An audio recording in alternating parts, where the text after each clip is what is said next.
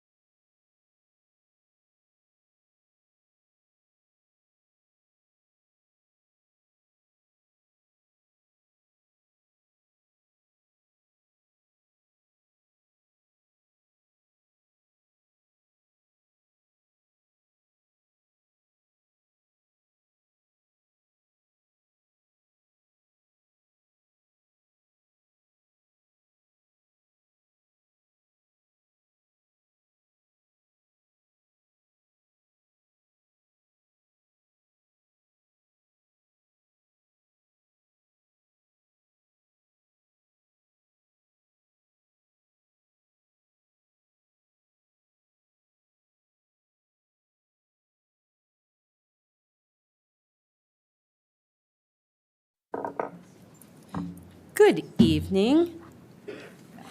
It is now 6:30 and our executive session adjourned at 6:02 p.m. Board members in attendance for the executive session were Director Cook, virtually Director Williams, Director Gregory, and myself in person. And we are now moving on to our regular meeting. Again, it is 6:30 and we're calling the regular meeting to order. We will start with a roll call of board members. You will indicate your attendance by saying present when your name is called. Director Cook? Present. Director Williams? Present. Vice President Gregory? Present. And I am present. Director Cook, will you lead us in the pledge? Allegiance to the flag of the United States of America and to the republic for which it stands, one nation, under God, indivisible, with liberty and justice for all.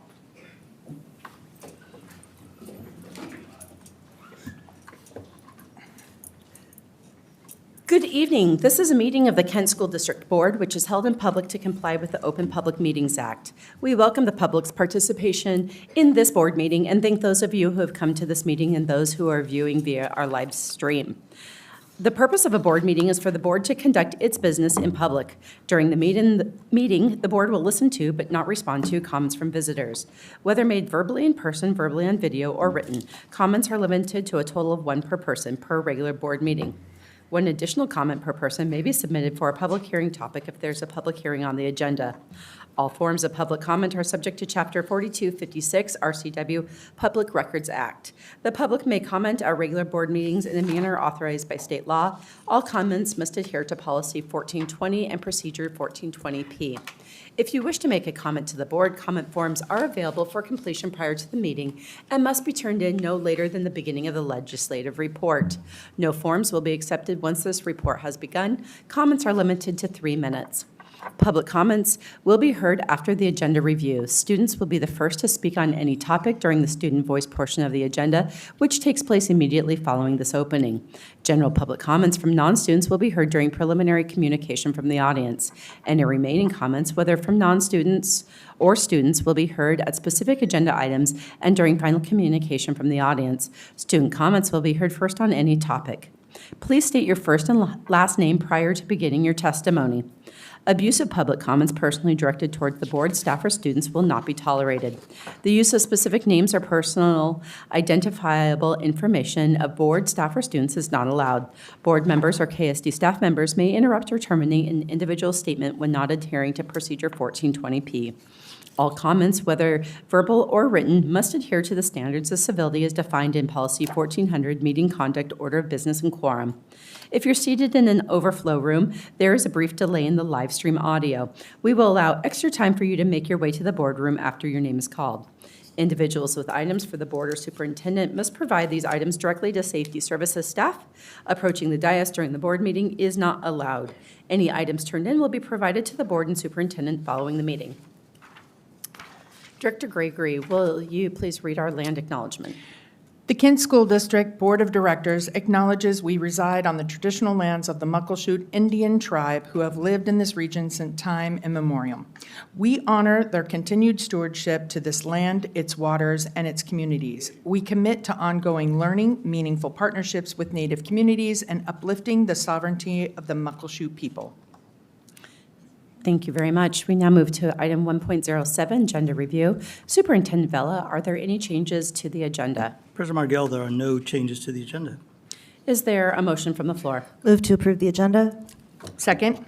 A motion's been made and seconded for approving the agenda as written. We are now open for discussion.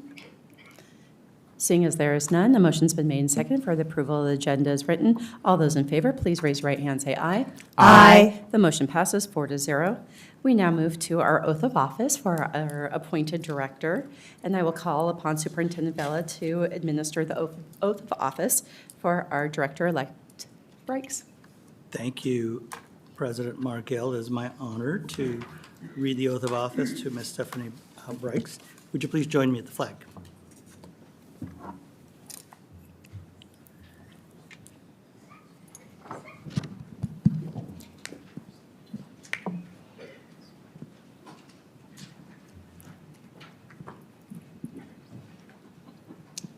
Please raise your right hand and repeat after me. I, Stephanie Brykes, do solemnly swear I, Stephanie Brykes, do solemnly swear that I will support the Constitution of the United States that I will support the Constitution of the United States and the Constitution and laws of the state of Washington and all local ordinances, and the Constitution of the State of Washington and all local ordinances, and that I will faithfully and impartially perform and discharge and that I will faithfully perform and discharge the duties of the office of Kent School District Board of Director, District Number 1, the duties of the Kent School District Board of Directors, District Number 1, according to law and to the best of my ability. according to law and the best of my ability. Congratulations.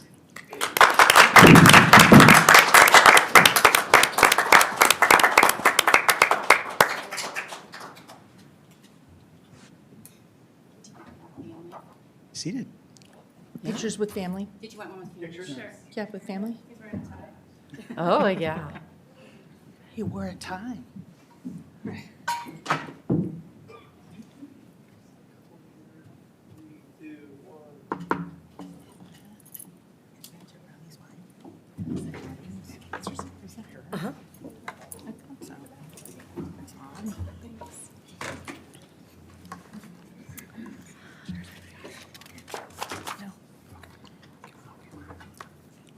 Welcome to the dais. Thank you. We now move to Section 3.01, the election of a legislative representative. Superintendent Bellick? Thank you, President Margell. Prior to taking nominations, I would like to remind everyone that elections for the legislative representative take place in even-numbered years. The term for the legislative representative elected this evening is until the board elections in December of 2026 of this year. I now ask for nominations for board legislative representative. I'd like to nominate Director Williams. We have a nomination for Director Williams.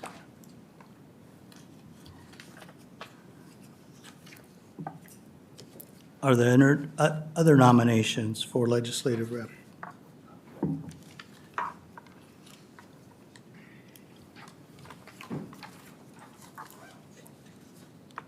Hearing no other nominations, I will now move to a vote. I believe that we ask if they're willing to accept the If you're nomination. willing to accept. I am willing to accept the nomination. Thank you, Director Williams. You will now vote on each of the nominated members. There's one here, we still vote. You may only vote for one nominee for the legislative rep. The vote will be by oral roll call, and a majority 3 is required. When you are called to vote, say aye or no and raise your right hand. When 3 or more votes take place in favor of one nominee, that nominee wins the seat and voting discontinues. I now ask for a roll call vote of legislative rep nominee Director Williams. Director Cook, what is your vote for Yay. legislative rep? Yay.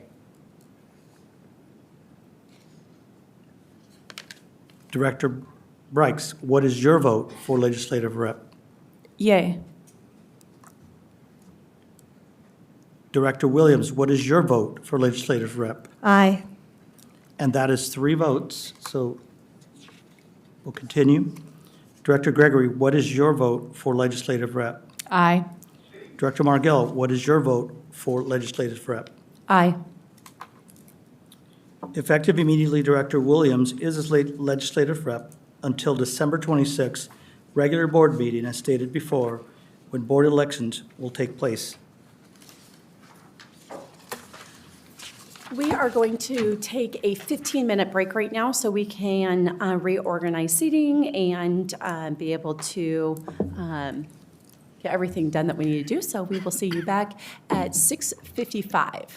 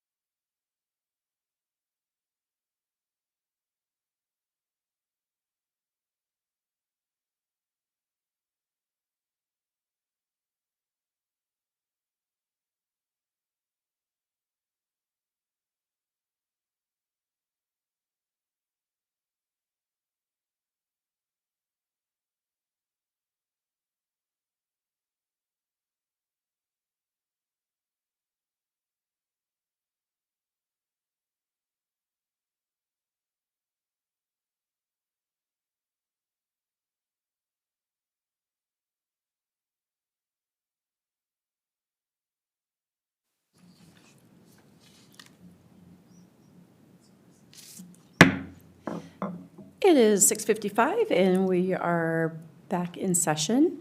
And I will start with Section 5.0, recognition, and we'll call upon Superintendent Vela. Thank you, President Margell. Again, wanted to congratulate Board Director Brykes for the appointment, and so happy to have you with the team, and excited to also lead the board recognition as I do each year. I really appreciate this time because it is not only the time to be thankful, but also be reflective on some of the things that we as a Board Superintendent Governance team do on behalf of kids. So with that, as we close this year, I wanted to extend my sincere appreciation to the full board for your leadership, governance, and your unwavering commitment to our students, staff, and community. Throughout this year, the board has demonstrated diligence in updating and adopting policies that guide our work and support continued progress as a system. In the face of difficult decisions required to align resources with current financial realities, they've taken the time to deepen their understanding of school funding and have approached complex challenges with resolve and commitment to learning. Their dedication and service are essential to the stability and forward momentum of our district as a whole. I'd also like to extend a warm welcome to everyone here today in hearing this acknowledgement, where we get the opportunity to appoint a new board member, and for the recognition that we are sharing today. I believe and look forward to the continued contributions of our full board in support of our students and community. As you've heard me say before, together as one KSD, we will continue working in partnership to serve each and every student. Thank you. Thank you. We now move to student voice. It does not look like we have any in-person, video, or written comments. So we will move to communication from the audience. We do have 2 in-person general comments.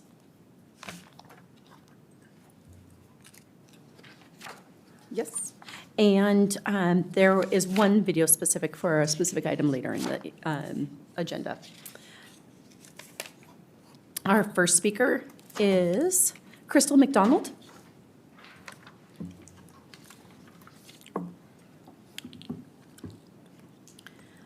Good evening, Board Directors. My name is Crystal McDonald. I am the parent of 2 special education children in the Kent School District. Tonight, I want to talk about something that I worry may get lost in our budget discussions. Kent School District is currently the only district in Washington identified at level 4 for how it educates children with disabilities. That is why I am concerned about the proposal to eliminate 51 inclusive education positions, especially when district documents show that special education paraeducator positions are only about 79% filled, with 53 positions currently vacant. We were already struggling to meet the needs of students with disabilities, and we risk making that problem worse. District leadership has told us these reductions can occur because student needs will be addressed through a support matrix and documented need. But documented need is not the same as actual need. Not every student's needs are reflected in an IEP. New students arrive into our districts and into our buildings. Mental health crises happens to our students and our children. Behaviors escalate in these buildings.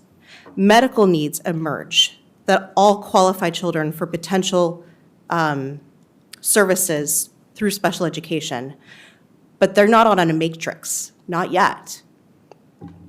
Schools need the flexibility to respond, and a matrix-based system based on existing paperwork cannot anticipate every child who will need support.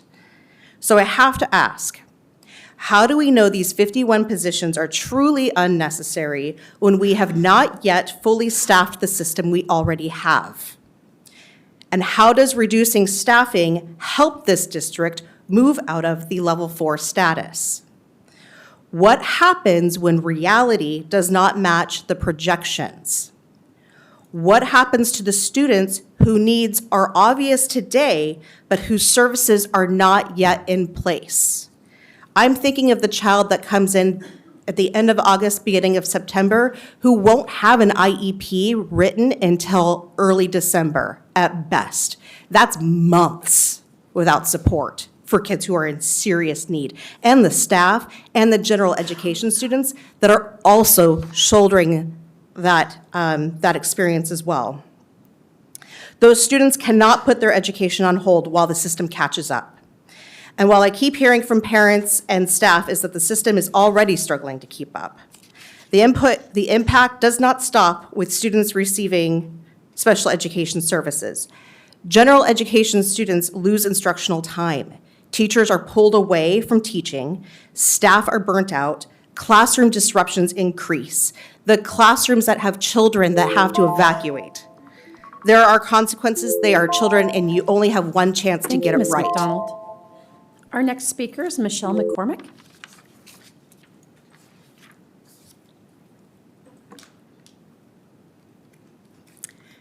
Good evening, Superintendent Vella and board directors. My name is Michelle McCormick, and I'm actually speaking this evening on I-26-001 and I-26-638, which are two initiatives that are going to be coming up on the ballot. I want to encourage you to take a close look at these, as they really do affect the students in our district if they are passed. Some of the things that they do is they remove common sense protections for child abuse victims and putting students at greater risk of violence and harm. They require invasive genital exams on girls who want to play sports. Let me say that again. Genital exams on girls who want to play sports. This is something we really need to think about.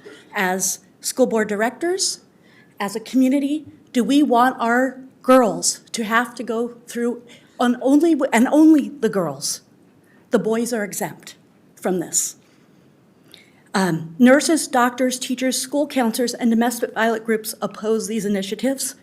And then some other things just to think about is it also discourages students from facing domestic violence, or if students facing domestic violence, it discourages them from seeking help at the schools, and it forces schools to knowingly tell parents about children that have come out to them in the LGBTQ+ community. It removes those protections for the schools, and the staff they're basically required to let those parents know. And in many cases, or in some cases, those children are not safe at home if their parents know that, and that's the reason they haven't come out. And so it's something that we really need to take a look at, and I would encourage you all to go and check those out and sign on to against these initiatives. Thank you. Thank you, Ms. McCormick. We now move to our presentation. Our first one will be on the 2026-2027 district budget. This is our presentation 4 of 4. And I will call upon Superintendent Vella. Thank you, President Margell. I'd like to invite Mr. Raul Parangua, our Executive Director of Finance, to come on up and begin our presentation.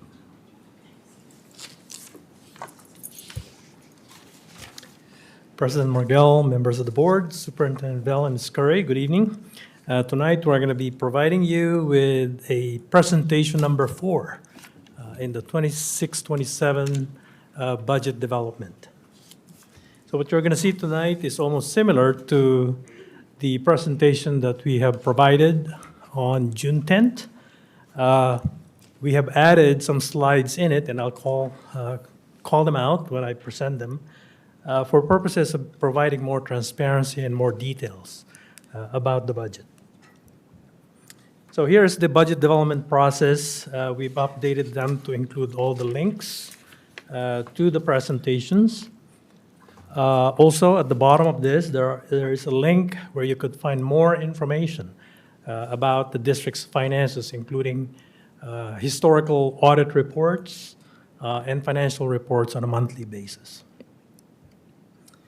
Here's the budget adoption requirement. First is that we're required to submit our budget to the Puget Sound ESD before July 10th, and so we did. We've already submitted our budget to ESD. We're also required to publish the public hearing, and we did that on May 22nd, May 29th, and June 5th. And the third one is the budget adoption before August 31st. And that's what we have tonight before you. In the regular agenda would be the adoption of the resolution. And finally, one of the administrative duties of the superintendent states that at the direction of the board, the superintendent has the responsibility for the overall financial planning of the district by making recommendation to the board, including the preparation of the annual budget and the submission of the budget to the board for review and approval. And that's why we are here tonight. So this is the proposed general fund budget. We are estimating the revenue to be about $565.1 million, our expenditure at $569 million, with a deficit or estimated deficit of about $3.9 million. Our beginning balance is estimated at $35.9, with an estimated ending fund balance of $32.1 million. And after all the designations, the unassigned ending fund balance would be $28.2 million, or 5%. Our board policy 6022 requires that we maintain a 5% unassigned ending fund balance. And you'll notice here that this budget has a 5%. We met the requirement of the board policy. However, it does not provide us funds for any unplanned emergency expenditures. And so it's just important to note that, because that requires us to continuously monitor our expenses to make sure that we stay above the 5%. Here's a new slide. This is the same as the previous one. We just have to provide you the segments of the general fund. There are basic education, special education, categorical programs, nutrition services, and transportation. And each one of them, there are lots and lots of details inside those segments. But the takeaway from this slide is just to show, if we were to look at special education, how much revenue we're bringing in and how much expenditures are we anticipating for each one of this segment. And in the case of special education, we're bringing $85.2 million in revenue. Expenditures would be about $110.1, with a deficit of $24.9 million. And we could go on into each of those categories, but you will notice that they don't balance. We have to find resources to make those programs balance. And if you were to add up all the deficits between special education and transportation, the total is about $41.2 million. And you'll notice that we are using the basic education segment to cover the deficit in the other funds. If the state and the federal government were to fully fund all of these areas of the budget, our fund balance would have been $73.3 million today. And so I think that's the message that I'd like to bring to you, is that there's certainly underfunding from the state and the federal in order for us to be able to address some of these budget shortfalls. In developing those budgets, we had to use assumptions, including enrollment. And so here is the enrollment projection. I would like to point out to you that the 26-27 is slightly different than what I presented to you on June 10th. And the reason is that our budget office has been calculating the revenue based on this number, 23,349. I failed to update the presentation slide on June 10th.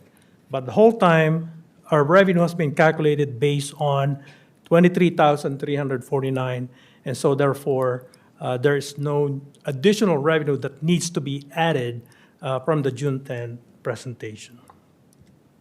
We also had to provide you with the program student count, and the basis of the calculation for the special education, categorical programs, and others are based also on the program enrollment. We also need to calculate the number of staffing that we need to provide services to our children based on the number of students and all the other parameters. And here we show that we are including 1,889 FTE for certificated and 1,160 FTE for classified, for a total of 3,050 FTE overall. So based on those parameters, we calculated what the revenues will be. And as mentioned earlier, the revenue would be $565.1 million. The first line is local tax, which is the EP&O levy. So we're calculating the EP&O to be about $84.4 million. The second line is $5.4 million for local non-tax, which are generally made up of investment earnings, tuition, facilities rental. The state general purpose those are the K-12 funding, and so that's the biggest portion of our revenue. And then state special purpose, our special education categorical program, the same for the federal special purpose, for a total of about $565.1 million. So here is the makeup of the state special purpose revenue. As mentioned, special education is about $69 million. LAP is about $15.6 million. TBIP, which is multilingual education, about $16 million. Transportation, $18 million. Total of about $131.4. When we look at the special purpose, federal special purpose, Title 1, 2, 3, and 4, this is where you're going to be able to find them. But special education, once again, for $6.4 million coming from the federal government. Now, on the general fund expenditures, here is the expenditures by program. And so the biggest portion of our budget is at regular instruction, which is $261.1 million. Special ed is another one, which is $110.1. And then district-wide support, $118.7 for a total of $569 million. We also look at the expenditures by object, and the purpose of which is to determine how many percent of our budget are made up of labor costs. And in this case, 26-27 budget shows $458.1 million in labor costs, which is about 81% of the total district's budget. So now these are some of the new slides that I added. We provided some additional detail regarding inclusive education, and this actually provides historical view from 22-23 all the way to the proposed budget. As you can see right here, the special education has been incurring deficit for the last several years. 25-26, which is current, it's about $28.5 million. That number is probably going to go down by the time we close the books. Fortunately, today we got a word from the state that we're getting about $15 million in safety net, and we've only calculated about $12 million in the budget, so we will have approximately $3 million extra to add or to reduce the deficit by. So that is a good news. In 26-27, it's about $24.9 million. And notice that the reason why it's dropping is because we're projecting a higher revenue for 26-27, although the expenditure is also increasing. The biggest increase in revenue is, again, made up of safety net. Since we are experiencing higher cases of safety net cases, we have to adjust our assumptions to anticipate those safety net dollars to come in 26-27. Now, categorical programs, we have Learning Assistance Program, as you could see here. Learning Assistance Program is self-sufficient program. If we are unable to spend all the money in 1 year, we roll them into the next year. So the students are not losing those dollars, even though we are unable to spend them in 1 year. We move them into the next year. As you could see, year by year, any unspent at the end of the year gets carried over into the next year.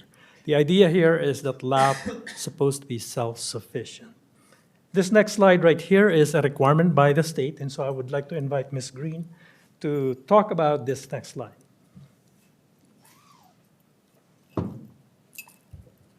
Good evening, President Margell, Superintendent Vela, members of the board, Ms. Curry. I'm Cynthia Green, and I'm the Executive Director over Teaching and Learning, and one of my responsibilities is categorical programs. So I have the pleasure of sharing with you the estimated budget that we've received from the state. The Learning Assistant Program is an important program the state funds to support supplemental staff. So we're looking at about $15.6 million for the LAP budget of the LAP base, and then $4.8 million for LAP high poverty. LAP high poverty dollars go directly to our schools, to our students. If you look to the right side of the slide, there are direct student supports and indirect student supports. So these funds primarily go to staffing. Direct services, the positions in KSD that are funded with LAP funds are listed there. And then there are portions that are set aside of this budget that will support community organizations. We have really strong partnerships with our organization that are funded. And then the LAP budget itself comes with a number of compliance pieces. So part of my job tonight is to share with you these apportionments, a little bit about the role, and then about WISP, the Washington Integrated Student Support Protocol. That's all the process we go through to ensure how we're staffing, how we're working with principals, how we're providing support for intervention services and supplemental materials, and working with community partners. So I wanted to take a moment to share with you this part of our budget that's connected directly to the state funds for the Learning Assistance Program. Thank you. Thank you. Thank you, Ms. Green. So we also, in categorical program, you also have TBIP, is the short, the acronym, but is Transitional Bilingual Instruction Program, or commonly known as Multilingual Education. So we receive approximately 16 million, but we spend 24.1 million. So we have a deficit of about $8 million. Most of the salaries, the expenditure are in salaries and benefits, and these are primarily driven by our collective bargaining agreement. And so to comply with the CBA, it accumulates about 24.1 in expenditure for 26-27, and which is slightly or roughly about the same for 25-26. But it is incurring a deficit every year. We also have dual language program.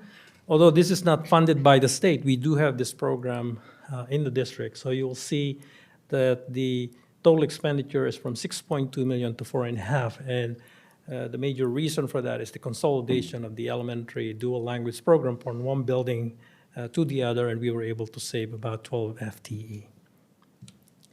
We also have highly capable program. We bring in about 0.9 million, but we spend about 2.8 million. Consistently, we are about 1.8 to 1.9 million in deficit every year. And here are the federal programs, Title 1, 2, 3, and 4, and I have the description of what they are at the bottom. Again, it's a self-sufficient program. Just because they are self-sufficient, it doesn't mean that they address the needs of the district. We make it work, but if you were to look at the needs of the district, they are probably far more than what you see here, but we try to make it work. In the federal program, we bring in $13.9 million, and we spend the same amount. Could we have spent more? Yes, we could use more money to provide services to our children who are in need. We also have local grants, and here we are estimating our local revenue from the grants, about 1.9 million, currently it's 2.16 million. And so here you see the details of who the grantors are. One of the things that I'd like to highlight here is the King County grant for outdoor education. You would see that there is funding in 25-26 and also in 26-27. If you add the two of them, it's $560,000. Those were the grants provided by the King County, and we could only use them for a period of 2 years. And so because there's a time requirement in which we need to spend them, we prioritize the use of the money in 25-26 and 26-27, and the money that we originally budgeted in 25-26 from the basic ed, we will put that in 27-28. And so this will allow us to be able to provide an extended day outdoor education program. Nutrition services. We have been operating almost at a break-even in nutrition services. More recently, we are experiencing a deficit in the nutrition services program. We're constantly monitoring this to find out what seems to be causing the deficit. One of the things that we have discovered so far is the number of participation. And so we would work very closely with our director to figure out how we could increase our participation and what kind of strategies we could put together so that the participation, particularly at the high school, to go up. In transportation, we're experiencing a significant increase in our deficit. Previously about 2.5 million, now it's 5.8. One of the main reasons for this is our increasing cases of McKinney-Vento transportation or requirement for transportation. And so this is why we have to incorporate them in the budget, but it's definitely causing a higher deficit for transportation. Here's also the required slide that we need to provide our community is the MSOC. This is required by OSPI, simply to show how much money we're bringing in for MSOC. So we are bringing in 40.2 million in revenue, but we're spending 66.1 million in expenditure. Thus, it's creating a deficit of 25.86 million for MSOC alone. Here is the because of all those deficits, we had to put them together and find out what the total amount, which, by the way, is supported by our EP&O levy. The first two lines is what we commonly know as the over formula. It's the rate of pay that the state pays us and the number of FTE that they pay us. So on both cases, the state rate of pay is lower than how much we pay our employees. And then the number of FTE that they provide us is lower than the number of people that we hire. Therefore, it's causing over 61.5 million, or approximately 61.5 million in deficit for the district. And all the rest of them, you've seen the detail of the slide, a total of 132.6 million funded by EP&O levy, which, by the way, the EP&O provides 84.4. The 132.6 is the underfunding. EP&O is 84.4, which represents about 64% of the underfunding. Tonight, you're going to hear a presentation about what is the proposed tax rate for EP&O, but just would like to show you what is the total underfunding from the state. So the next few slides shows the budget reductions. There were not a lot of changes from the last presentation. With the exception of this one right here, I'd like to share with you, this slide has changed slightly from the last presentation. Notice on the second line, it says library paraeducators, 11.97 FTE or 1.2 million. But down at the bottom on the additions, we've added 3.45 FTE of paraeducators that are non-special education, they're general para, to provide to 14 buildings. 5 of them are getting 4 hours, and I think 9 of them are going to get about 2 hours of general ed paraeducators. For categorical programs, they are mainly because of the carryover funds. In the budget for 26-27, we don't include carryover funds because the year is not over yet. And until we know how much money is left for this year, we assume that there would be no carryover. Thus, the budget is about 3.7 million, lesser than the prior year. In the central office, a total of 19.75 FTE or 2.8 million, but we also have some addition for FTE or $807,000. We also have one position that is going to be funded. It's not an elimination, but it would be funded by the tech levy as authorized by the voters. And so that is a total of 16.75 net or $2.2 million. The class size are primarily based on the Article 7.2 of the CBA. I just want to highlight that teachers will not be laid off. We're using natural attrition to be able to garner the reductions. The MSOC and operations, MSOC is about 3.3 million, and on the operation is about 1.2 million, which is a reduction of about 108 hours for the custodial services. We're not eliminating positions, but we're reducing some of the positions that has a lesser number of student populations. Program adjustments is about 10.7 million. And again, as mentioned earlier, this is the one where we have to reduce the multilingual, the dual language, which is about 12 FTE because of the consolidation, and the special education program, overall 76.8 FTE, or about 10.7 million. Overall, here's the summary of the budget reductions. Our target was 30 to 35 million. We were able to garner 32.5 million, or a total of 228.95 FTE district-wide. As part of the budget development, we had to also develop the forecast, a revised forecast. And so here is the assumptions that we used in developing the forecast. And again, items of note right here would be in 27-28, we have 3 bargaining units that are going to be open for bargaining, labor negotiation, and generally they start around springtime of 2027. Here is the result of the forecast based on those assumptions, and as you can see here, that even with the cuts, we're still going to be experiencing about 9.6 million in deficit for 27-28 and continuously all the way to 29-30, thus leading into about a negative 12.8 million of unassigned ending fund balance, or negative 2.1%. Obviously, we're not going to stay there, and we need to figure out how to rectify all these deficits. And so in calculating how much is needed to maintain a minimum of 5%, in 27-28, we need to implement 9 million of expenditure reductions and an additional 8 million in 28-29 to maintain a minimum of 5%.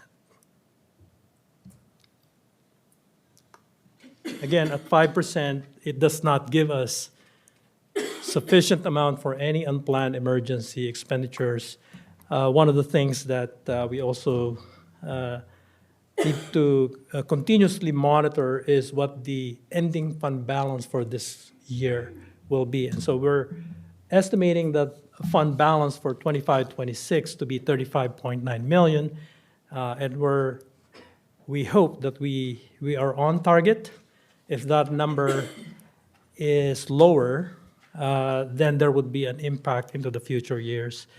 And conversely, if it is higher, then we will reap the benefit in the out years. We also have other funds in the district, including capital projects that service ASB and transportation. Here are the revenues and expenditure for all those funds. Just want to note that in the capital projects, 74.7 million expenditure included is a 4.6 million interfund transfer out to general fund. And the reason is because there are expenditures that capital projects cannot or are not allowed to charge directly. We have to pay them out of the general fund. The general fund needs to be reimbursed by capital projects of approximately 4.6 million. Some of the key takeaways from this presentation is that the projected ending balance, as mentioned, is 35.9, is subject to change. Any variation will affect the fund balance in the subsequent years. Any fluctuation from the projected enrollment will affect the estimated revenues. And so we're going to be constantly monitoring our enrollment, especially at the first 10 days to find out if our projection comes to fruition.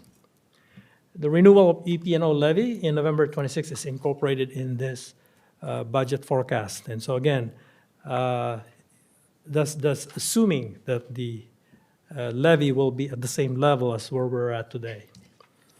Natural attrition target is 150.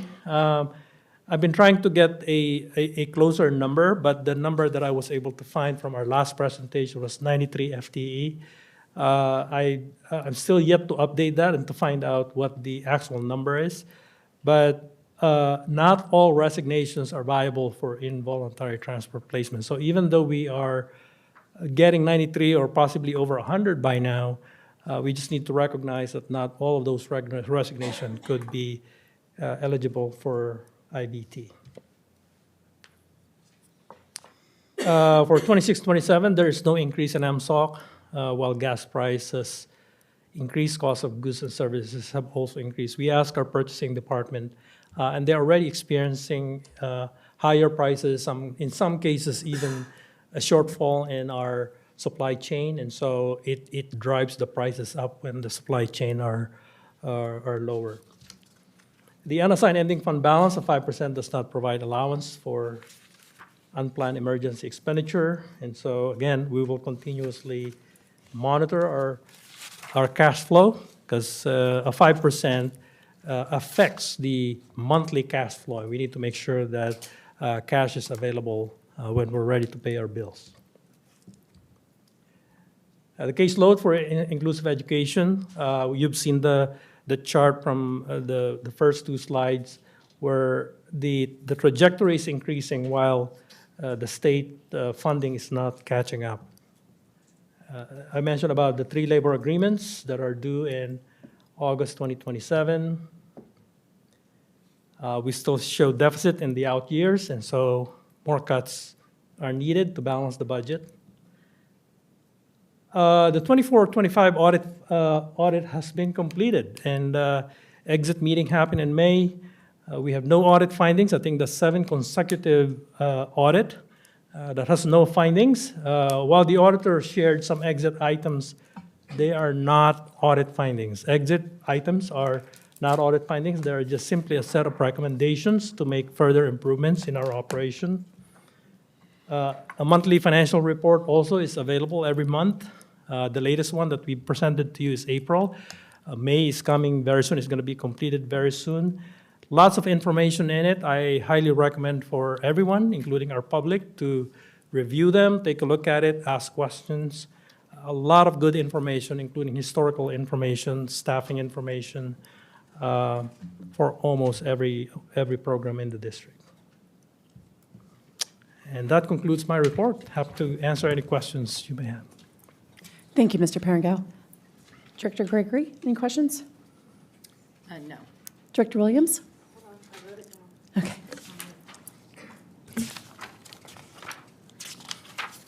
There it is. I have a question about safety net. You mentioned that we just found out that there's going to be a $15 million in safety net. I was wondering how that's calculated, and is that only to be used in special education, or how? Tell me more.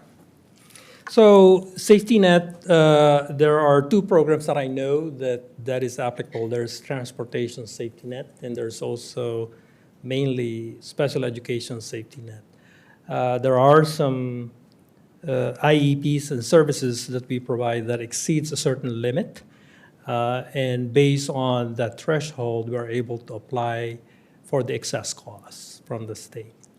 When we apply for it, it's a collection of multiple cases. Every district does the same.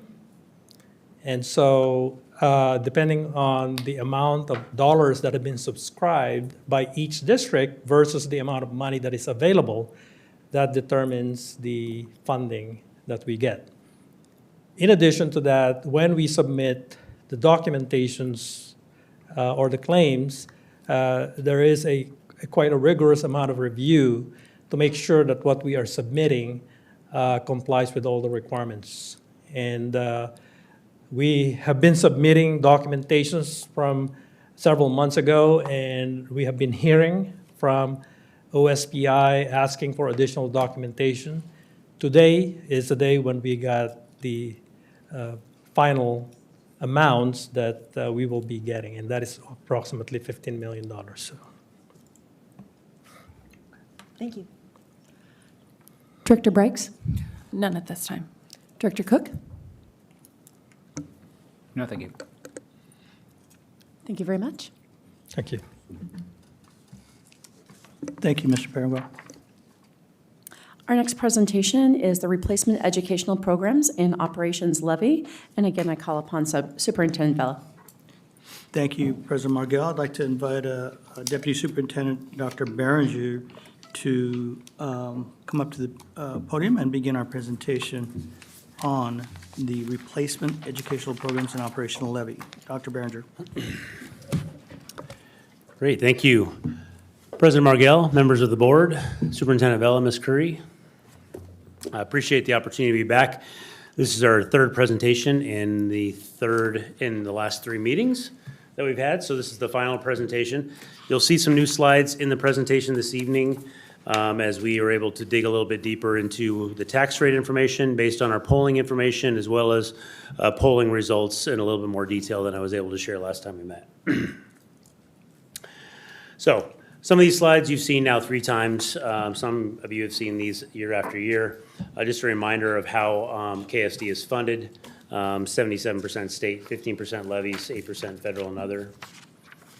As Raul just stated in the budget presentation, the adjustment of the recognizing the state underfunding of the Kent School District. Last presentation, it was 127.5, now it's 132.6. So that's updated with the F-195 enrollment as well as the budget adoption that Raul just shared with you. Why is a levy needed? Well, there are many, many, many reasons why the levy is needed. No one better to quote than our own governor in about 3 weeks ago when he said that basically the state's fiscal situation is dire. There's several other adjectives that he used to describe the current situation of the state and the future situation of the state budget. But I think it's really important to note that as the state officials are calling out the fact that the state doesn't have money, and therefore, as I read into that, we should not be banking on the state fully funding education or doing anything more than what it currently does, and potentially doing less than what it currently does based on its current dire fiscal situation. But I think it's important that we noted that. Kind of lays the foundation for the conversation around why a levy is so important in our funding in our district. I've shared this before. 15% of our budget is funded by the levy, funds students, athletics, music, arts, and also impacts every single labor group we have in the school district. As Raul shared about the $132.5 million underfunding, we have obligations to all of our labor partners to pay them based on their contractual language and our agreements that we have with them. And so we're obligated to do that, and we're proud to do that. We wish the state would step up and pay more. Unfortunately, they don't, and so we want to make sure that we can continue to maintain and retain the best possible staff in all of our labor groups. I've shared this with you before. Student support, where the teachers are funded out of by the state and where they're out of the EP&O levy. Building administrators and support staff, state and levy. Building support, central office staff, other support staff. So as you can see, there's no one group that's not fully funded. It's not fully funded out of any one particular fund. The levy does support all of our employees in the district. Materials, supplies, and operating costs as well, 22% there, and building maintenance staff as well. Talked about the importance of it funding our extracurriculars for our students, giving our kids access. We know that students that are engaged in one or more activities in school are a lot more successful. Director Brian Smith of Athletics and Activities shared a couple meetings ago that we have a 98.5% graduation rate for students who are involved in one activity in high school, one or more activities in high school. So really important that we continue to offer enrichment opportunities through additional classes and courses offerings. The dual language program, as Raul stated, is fully funded by the district. That's a choice we've made and a priority we've made in the district. Our sports and extracurricular activities, which keeps a lot of our kids motivated to come to school, do school, as well as music and art and performing arts, extremely important to motivate our students to continue excelling in our buildings. And of course, we've shared this year after year. The state funds, a very, very small number of nurses, a very small number of safety services. And we make sure that our schools are staffed as adequately as we possibly can. We would like to have more staff, but again, we're in these situations every single year where we have to prioritize things. We have to look at the situation that we're in. And if not for the levy funds, we'd be in a totally different space. And so there's that. Okay, levy scenarios. I'm going to have Raul come up. He's going to pick up a couple slides for us on here and dig into this a little bit more. And the first one is the levy scenarios for consideration with the new tax rates. So when we start calculating several scenarios, one of the things that we did was to talk to our financial advisor and to also talk and have the bond counsel with us so that we want to make sure that when we run calculations, we are always in accordance with the law. And so in this slide, you will see the assessed value growth assumptions. In our previous presentations, we've assumed a 4% assessed valuation growth every year. In further discussion and communication with our counsel and also our financial advisor, here are the data that they showed us. They said 8-year average assessed valuation growth is 7.29%. A 5-year average is about 4.97. A more recent one, 2026, is 3.33. Now, when we ask them in terms of what is it that they are using in our neighboring districts in terms of a estimated assessed valuation for the future, and they advise us a 7% as an assumption moving forward. Thus, in this calculation, you would see that instead of 4%, we use 7% at the advice of our financial advisor and our counsel. In order to read all of these tables right here, I would highly recommend that we look at the bottom table first, which is the maximum projected levy lid. What this is it sets the maximum amount that we could ask our voters. This table is calculated based on enrollment, based on our enrollment projection. And the state provides the rate on a per student basis. And so you would see here that based on the numbers that is provided by the state in 2028, our maximum amount that we could ask our voters is 106.5 million, and then all the way to 121.4 million in 2031. Based on this number, we then calculate what is the estimated rate or tax rate per 1,000. And so from 106.5 million, you divide it by the assessed valuation, and the rate is $1.98. And since the assessed valuation has been growing by 7%, notice that the rate is dropping to 1.84 in year number 4.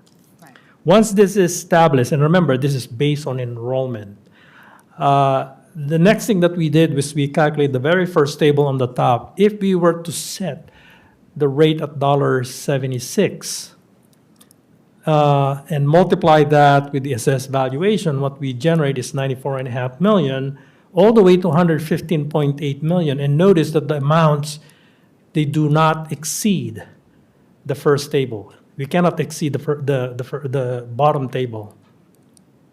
At $1.76, the rate would be flat, and the amount is listed here, which is lesser than the maximum.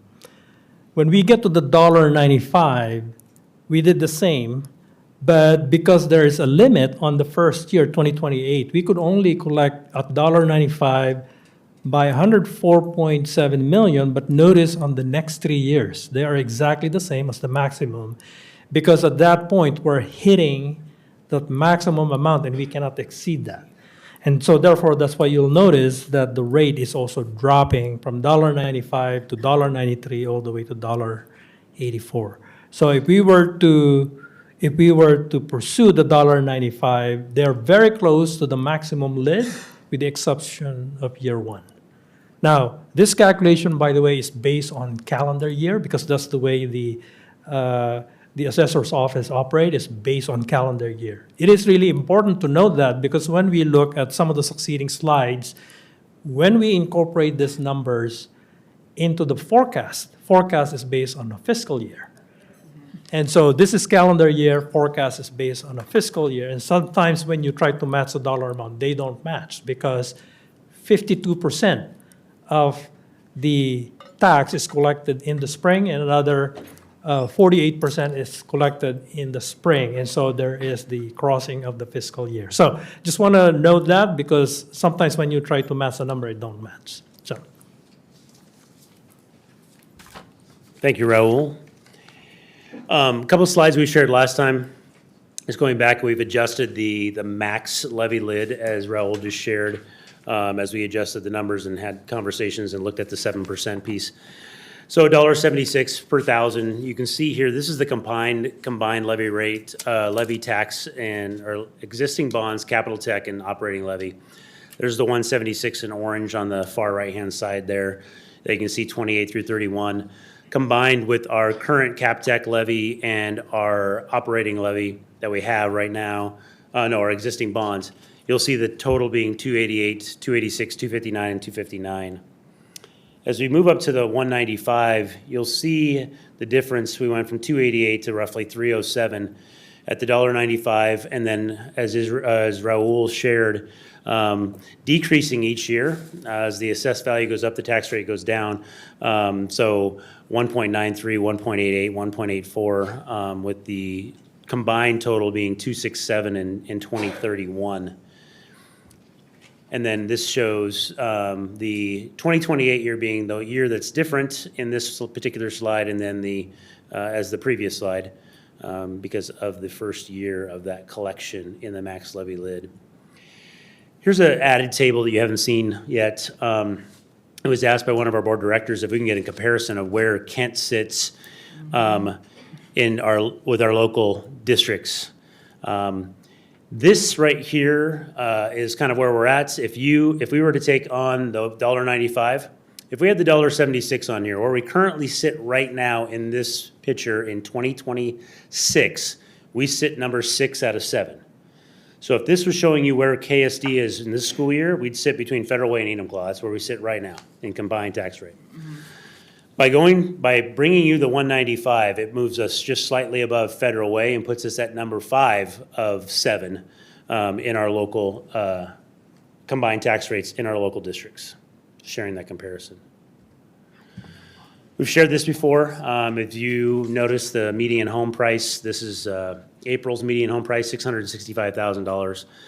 So it just takes into account what does this do to if you are a homeowner and you own a home at $665,000, and if we were paying taxes, if we were doing the levy at $1.76 in 2027, which is where we're at right now, here's where we are across the board. If you go into 2028, your bill, your impact for the Kent School District when it comes to the EP&O would be $1,915. The $1.95 is $2,042, so you're looking at about $127 difference a year.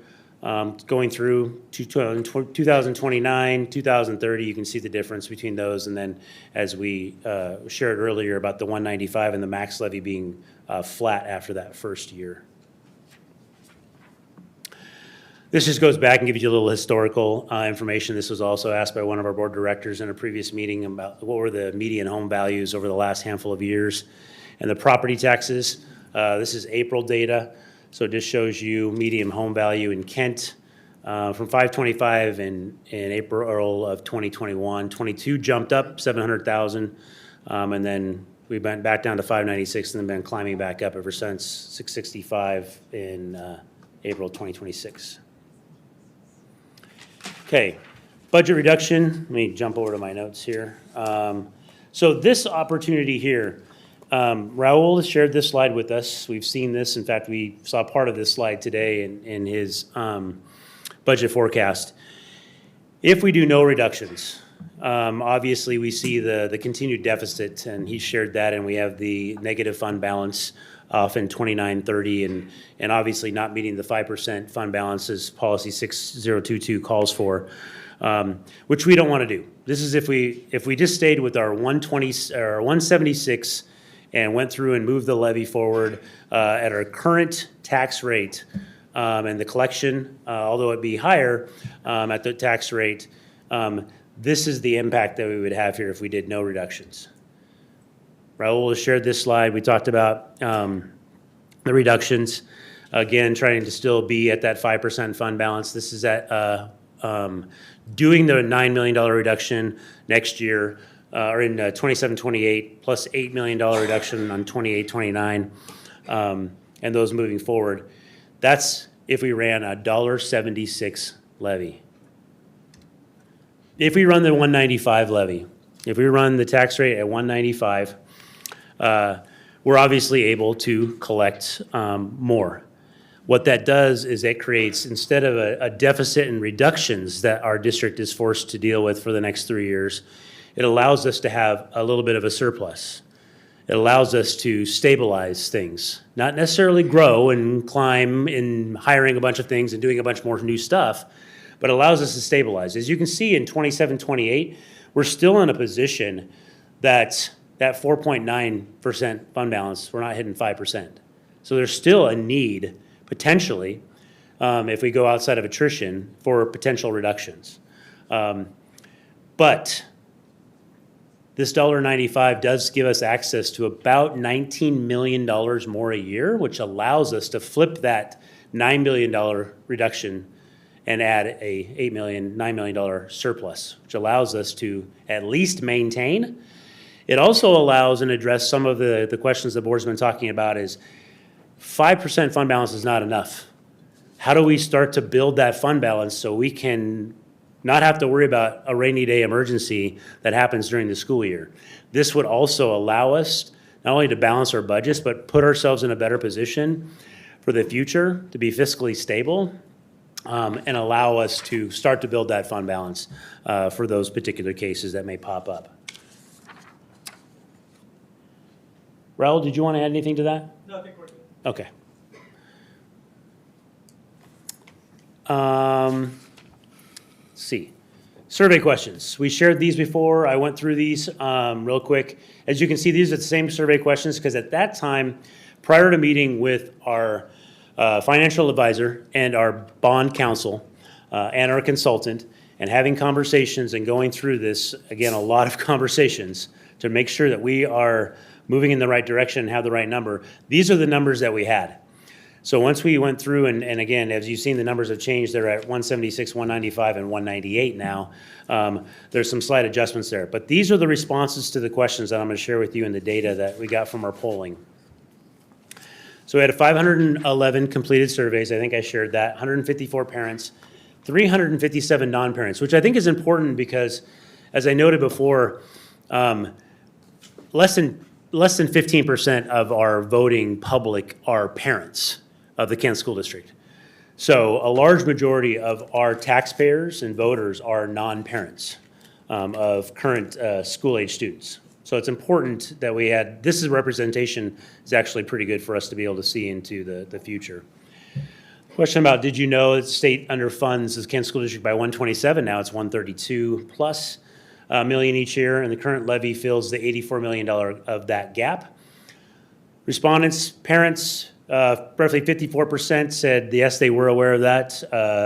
46% of our parents said they were not aware of that. Our non-parents, 41% said they were aware of that underfunding. But about almost 60% of our parents, non-parents, were not aware of the state underfunding, which is really, really important. There's a lot to be learned from that particular slide right there. It shows that how important it is for communication of our informational campaign to our non-parents. So we can say, oh, we're going to go run an informational campaign and we're going to send information out to our parents, through our principals, and through our teachers in our schools, and they're going to get out to our 15, 16,000 families.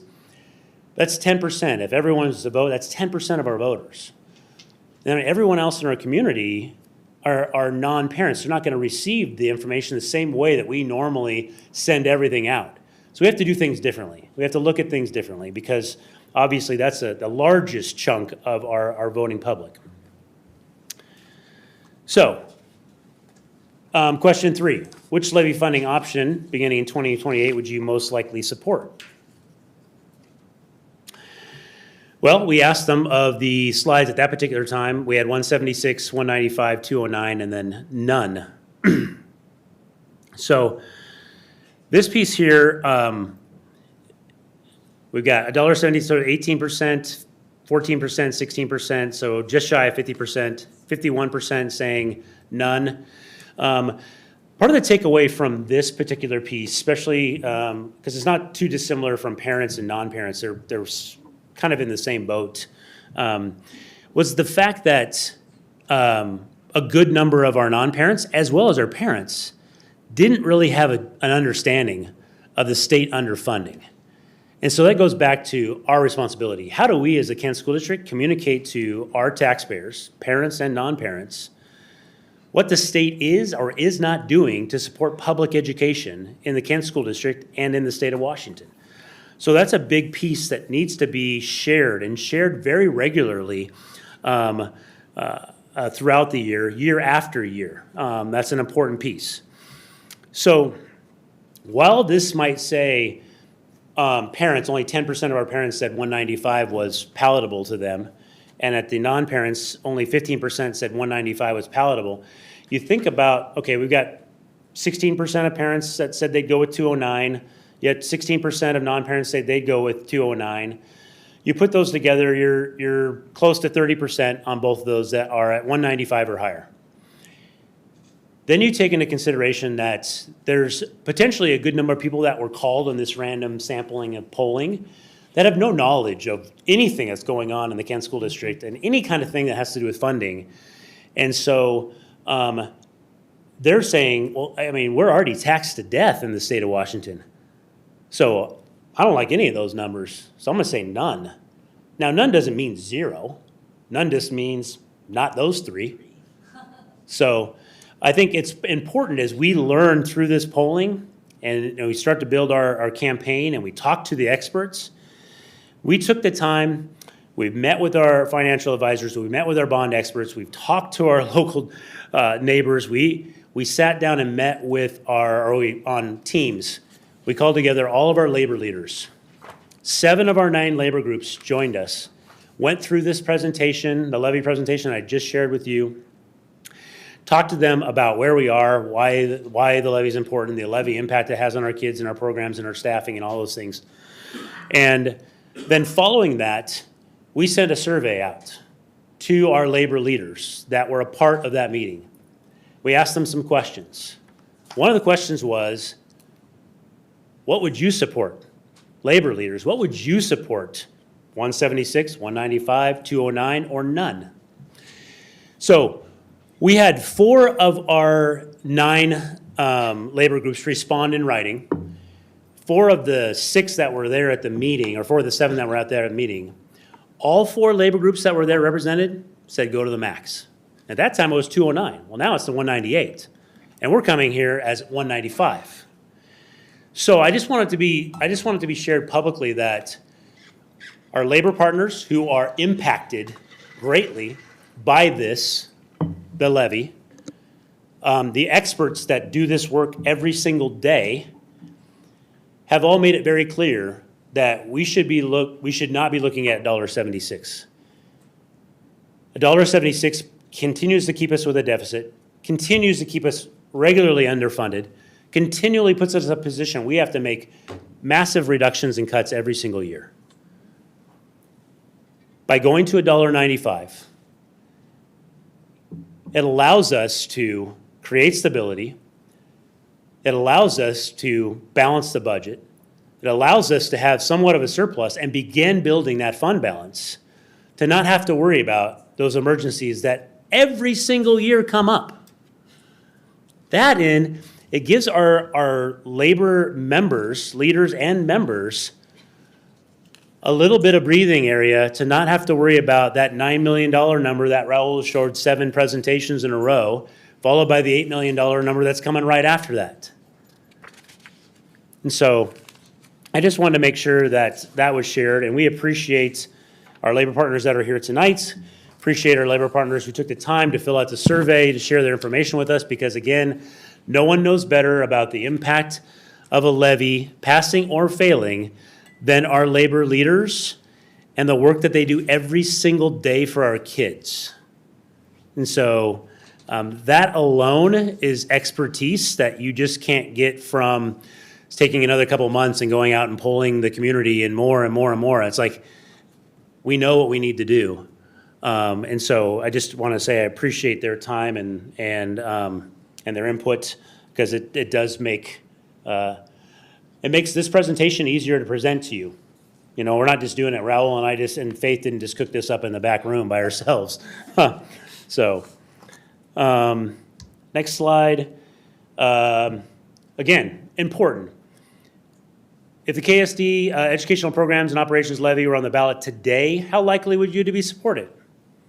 Overall, 57%. If we went out to the levy, if we went out and ran a levy right now, regardless of what the tax rate was, 57% of the people we polled said that they would support this levy. And if you look at this, I think the important number of this is, it's interesting. Our parents, we got work here, and I'm not going to say we don't have work. 55% of our parents said they would support it.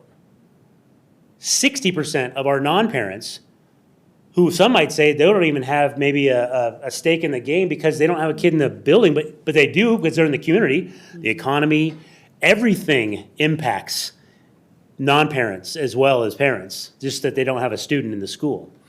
So you have 55% of our parents and 60% of our non-parents saying that they would vote for it today. That's an important number. And the last question is, the Kent School District helps make our community a desirable place for families to live and contributes to a strong community. 66% between those 511 response, 66%. Now, we're not perfect. We got lots of room to grow. We know that. There's lots of things we can do, and we will do better. And we know that. We've been saying that, and we'll continue to do that. We learn from our community. We learn from our employees of what we can do better. But I think it's important to note here that of this random sampling, 60% of our parents felt this was a true statement. They agreed with this. 70% of our non-parents agreed with this statement. So even not having students in schools, they feel that KSD has a positive impact and contributes to the community. That's a big deal. I mean, we'd like to see 100% on both of those, and I think this gives us a great starting place to figure out, all right, what are we missing? Because none of us are happy with the 29% of the non-parents that aren't happy, and we're not happy with the 40% of our parents that aren't happy. So how do we start working through that and addressing those pieces? But I think for the purpose of this particular presentation this evening and the resolution that we're bringing to you, is that we have support. We have expert-backed data of why we need to do what we need to do and what we're coming with you this evening. And we have a great starting point. We have people that have said, we would vote for this right now, without even having a 6-month informational campaign. And we have 66% of our parents and non-parents saying, we appreciate the Kent School District for providing value to this community that we're in. That's support. We know there are groups of people out there who are not happy with what we're doing. We understand that. And I'm not okay with any one person being unhappy with what we do. So we're going to continue to do better, and we're going to continue to do everything we can to meet the needs of our families as we are able to do so. But for this presentation this evening, I feel like we're in a good spot to move forward. Quick little election objectives. Obviously pass the EP&O levy November 3rd, 2026. Complete the informational campaign in compliance with the PDC.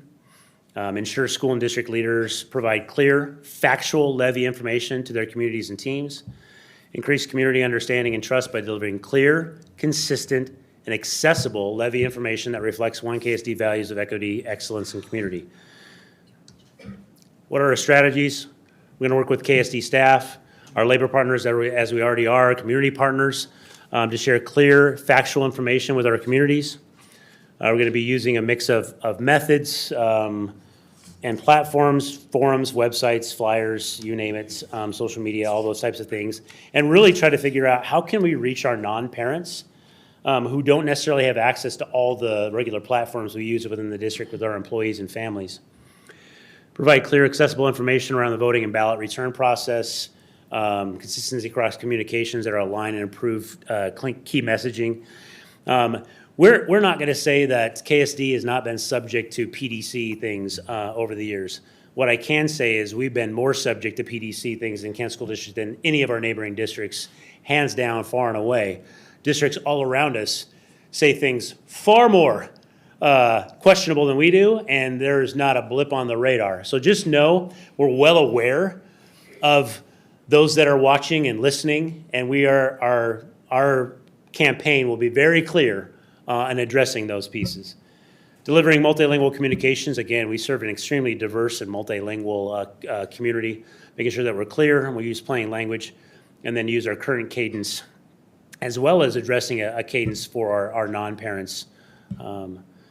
Our election timeline, I've shared this before. Pros and cons, rebuttal statements, voters pamphlets. Again, once school starts, we've got about 6 weeks before the ballots drop. So there'll be a lot of work going on this summer because we only have 6 weeks of boots hit the ground, actual factual campaign while everyone's back in school and families are back from vacations and all that kind of stuff. So it'll be very busy. But we look forward to our continued partnership with our labor partners, our community partners, as we do this together because we cannot do it alone. So there you go. That's my presentation. Do you have any questions? Thank you. Director Williams? Of course. Okay, I wanted to clarify a question that I asked via email. And it was, what questions or concerns are we hearing most frequently from voters? And what I mean by that is when and I know the poll was specific, like multiple choice, but when we talk to our neighbors, when we talk to voters, what are they saying are concerns about approving a levy? Like what would hold a particular voter back from approving a levy? Yeah, I think a couple things that you might hear out there if you're thinking about those that are holding him back. So people that have concerns, you've got the tax rate is definitely one of those pieces, the impact to our community when it comes to taxes. Mm-hmm. That's one of them. I would say the other piece is something that continues to come up, and again, I would love more specificity around this. It's the trust piece. It's like, show us that you have used the funds wisely that we have voted for and given to you through passing the various levies and bonds. And again, I think we can come back to that time and time again. We're held to a very high standard from the state of Washington about how our funds are spent. They are logged every single month in our financial statements. We have clean audit after clean audit after clean audit after clean audit. If we were doing something wrong, you can bet someone would know about it, and we would be in lights and banners and flashing things all over the place. So I think that's a piece that how we can bridge that gap of people feeling like they don't trust us because we've done something, but yet the facts from auditors and our budgets are saying that we haven't done something wrong. And so maybe spending some time creating some listening sessions and forums for people to come tell, like, what are we missing? Because I really want to know. And I think that's important because those are the pieces we hear. We hear the tax rate that impacts people. There's no doubt about that. But it's that trust piece that follows us wherever we go, whether it's a capital measure or it's something else. Mm-hmm. And so the more we can kind of dig into that and find the root cause of that piece, is it a specific thing? Is it an ongoing thing that you feel happens all the time that just keeps to pop up in every single thing we do? And really kind of get down to the bottom of that. And so we can kind of address it. So there you go. I really appreciate your willingness to have a listening session. I think that's a fantastic idea, and I love the idea of getting down to the root and determining, is this a one-time occurrence or is this a reoccurring piece? I really commend you for that. And Thanks. just to clarify, that has been done always since I've at least been on the board. Yeah, every time we want a capital measure, we run listening sessions or community listening sessions or forums and things like that. So we'll continue to do that and probably even more of an emphasis. Because yes, while this data in one way is good, I'm happy to see some of this. It also shows that we have plenty of room to grow, and we do. I mean, we're not naive to the fact that we're not a perfect organization. We're a learning and growing organization all the time. And so the only way to do that is to continue to put ourselves out there. We have team members that are sitting in this room that are going out and listening to our labor partners or listening to community-based groups that have concerns about things in all different areas and departments. We're going to continue to do that. We're going to beef that up as we get back into the fall next year. So there's not going to be a reason for someone to say, well, you're not listening to me, or you didn't hear me, or I told, it's like, we're going to put ourselves out there even more than we have before. I also wanted to add, if I may, Director Williams, and to our board, we're one of the most diverse districts in the country. We have over 130 languages spoken, that we need to continue to do the same with our multilingual families, like we did in our superintendent's chat, as I think President Margell came. We need to do it in different languages, because at that meeting, had it not been for interpreters and that, we would not have been able to get them the information for the questions they had. So I think I'd add that to Dr. Behringer's comments. Yeah, thank you. Director Briggs? No questions. Director Cook? So one of the things that I noticed in the report there, it was about the, let me take a look what I wrote down. Of the different options, so 1.95 versus 1.76, 2.09, all of that. Let's see. So with that, we're seeing that 1.95 is at 14.1%. So when we asked people as a whole, it was the lowest of the options. The highest one was nothing, which seems problematic. And I'm just worried that if we go in during November and we put this before our public and say we want to continue our levy, which I understand is something that really does need to be done, they will have just, the 6 weeks prior, started feeling the effects of all the cuts that we just made. And we're cutting 230-ish people, which I think is going to affect things. We're sitting at, that's roughly 5% of our workforce. And so how are we expecting to be able to take that 6 weeks and turn that frown upside down, so to say? Because people are not going to be happy seeing the class sizes increasing, seeing the lack of support that we have coming into IE, all of the things that we are cutting, and as well as our custodians, the library pairs, all of those things.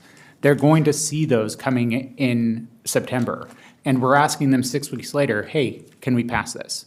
What's our answer on that? Yeah, thanks for the question. Couple things. One, as I stated a little bit earlier in the presentation, the none, I think there's a lot of potential responses for why people put none. I mean, the lack of context potentially for the state underfunding, I think, is part of that.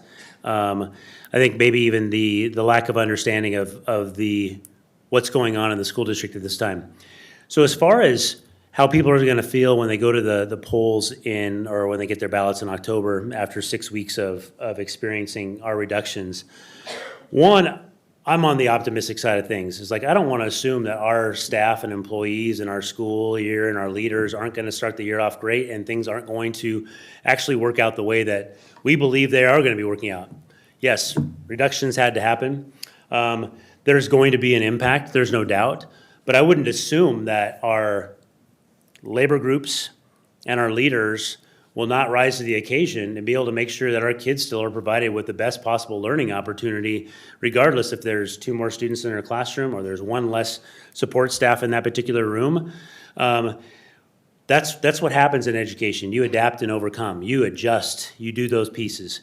I think the other piece to your question is, how are we going to turn the brown upside down? Is that if they understand the presentation and the campaign that we're going to go out with, and they understand this slide right here versus this slide right here. So if we go out for 176, the reductions that they're having pain points about 6 weeks in are going to be a lot worse the following year and the year after that. Versus the idea of that, hey, this might be a tough year, but it looks like we're going to stabilize for the next 3 years after that because of the levy that's on this ballot. That's a good thing for my kid. So I think it's important that we as a district and as labor partners and community partners have an opportunity to go out and communicate this factual campaign to make sure everyone understands it so they can make the decision that they need to make for themselves. And again, I assume positive intent with all of our employees in all the positions, that they are taking on a little bit more, whether it be another student or more responsibilities because of reduction in their area. And they're going to continue to show up and give our kids the very best. So hopefully our students and our parents don't see or feel that much of an adjustment, even though, as to your point, 230 FTE is no small portion of our overall staffing, and it will have an impact. But depending on how we show up and make sure that we prepare our employees, especially those in areas that have been reduced, so they can maintain and do their position so they don't feel like they're being overworked. They're still valued and they can get the work done so we can have a clean and safe and learning environment for our students when it comes to facilities, custodians, and maintenance, and everything else that happens in our classrooms. Yeah. Sorry, I didn't want to ramble too long. That's okay. You mentioned the class size is increasing by 2. Is that just a number that? Oh, I just picked it out of the air. Oh, okay. It could be 0 in some classes, it could be 1, it could be 2, depends on the grade level band. Do we have any idea of what we're looking at with the cuts that we're currently proposing? Well, every school and every grade level is going to be a little bit different. It just depends. I would say, as we stated in the assumptions that Raul has shared, the class size is going up. We've moved a lot of our class sizes to the top level of the CBA language that allows us to have. So we're not pushing ourselves into overload in most cases. Some cases will be an overload, and we'll make those adjustments as the school year begins, and we're prepared to do that. But I can't speak specifically. It could be, again, 0, it could be 2, it could be 3, depending on the class, whether it be middle school, high school, or elementary school. So I'll let the next question go ahead. Go ahead.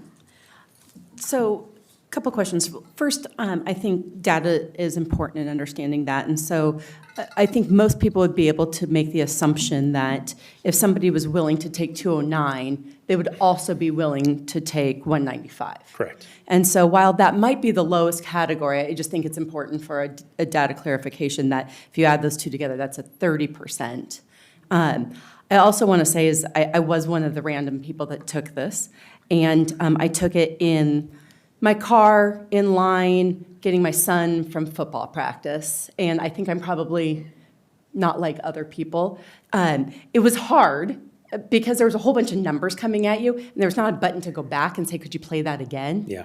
And so I could see when the last choice was none, that might have just been the easiest one to hit to be able to go forward. So, or I was thinking, knowing where we are compared to our other districts, I would do more than 209 because I want to support our schools.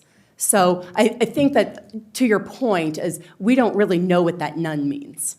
Correct. Okay. So, and speaking about data, you mentioned that this was a random sampling, and I just wanted to get clarification. Was this a random sampling of likely voters, or random sampling of 4x4 voters? Because that does make a difference in what we would think that the impact of the numbers would be. Faith, I see you quickly. I want to say it's a random sampling of likely voters. Okay. Like people that have voted in 3 of the last 4 elections or 2 of the last 4 elections. Okay. So not a 4 out of 4. Yep. Definitely not that. It was 4 out of 4? No, it wasn't. Yeah, I didn't think so. Yeah, no, it was like either 2 out of 4 or 3 out of 4. And it was 50,000 numbers that they just randomly called the 2,000 or whatever of the 50,000, and then 511 actually picked up and responded. Welcome. We started with 875 that picked up, and then only 511 actually made it through the 5 questions. Which I get it. I mean, I yeah, get it. yeah. It is, you're doing it on your phone Yeah. without seeing everything. Sure. So I could see how it would be a lot of numbers if it's not numbers that you're looking at regularly. And so for me, the telling information was Do you support this? Yes or no? And the really high numbers that we were seeing in that, because that's a pretty easy yes or no. And do you support Kent School District, which was a resounding yes in that one? So thank you. Yep. Director Gregory. The property tax rate, can we go to that slide, please? Just so everybody has it as a Yeah. review. No, the one that's the property tax rate comparisons. Keep going. Keep going. That one. That one. Right here. That's the one. Yep. Okay, so I want to clarify a couple of things on this slide. One of the key things is, if we look at these districts, the only district close to our size, which is smaller than us, is Federal Way. The other districts are not in terms of number of students and size of our district. So Federal Way is our actual, if we look at this, we are closer to Tacoma, not Tahoma. I want to point that out. That says Tahoma. Yeah. That's the district, the small district out Yeah. by Covington, Maple Valley, it's out there. Federal Way is what we are closest in size to. And Tacoma is actually our true, like, comparison, if we want to comparison, correct? So that is correct, but Tacoma is in Pierce County. Correct. So, No, I know. King County school districts that. Correct. That actually border the Kent School District. Yes. That was the. these No, schools and that I we use, yeah. appreciate Yeah. that we're doing Yeah. that, because often, I think what we find when we're talking about levies or we're talking about budgets, we get compared to Renton all the time, and I chuckle, because I've literally talked to the Renton School District Board, some of them, and I will chuckle because they're like, oh, we're doing this, and I'm thinking, we can't do that. We're like twice your size. Like, I think it's important for people to understand that our closest neighbor in terms of size and actual operating challenges that they are facing is Federal Way. So we are very close to them. We are 7 cents. With this proposal, we are 7 cents above where Federal Way is. So I think that's important for people to kind of like look at. And we're nowhere near where other smaller districts are at. Yeah. Because Tahoma and Auburn and Renton are all smaller than us. I think Yeah. this slide for me, when I was looking through this and going through this report, this is the slide that I was like, this tells the story. Because Federal Way is our closest neighbor, is in terms of size. I appreciate you recognizing that. Yeah. I think that there might be other factors that might be more telling than the size of the student population, as opposed for tax rate comparison as a district that would be based off of the demographics of that district. But Federal Way is close to us.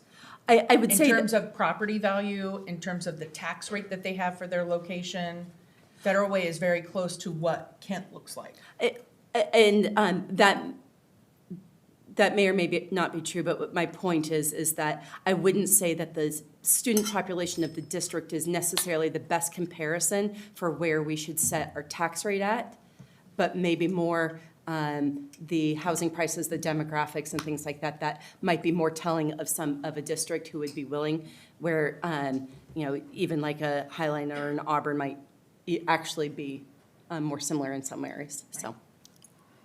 Yeah, I would say if you were to probably pull up the median home value over the last 6 years of each one of these particular Kent, or King County school districts that neighbor Kent, I would say all of them potentially are within $100,000 of each other across the entire board of 700.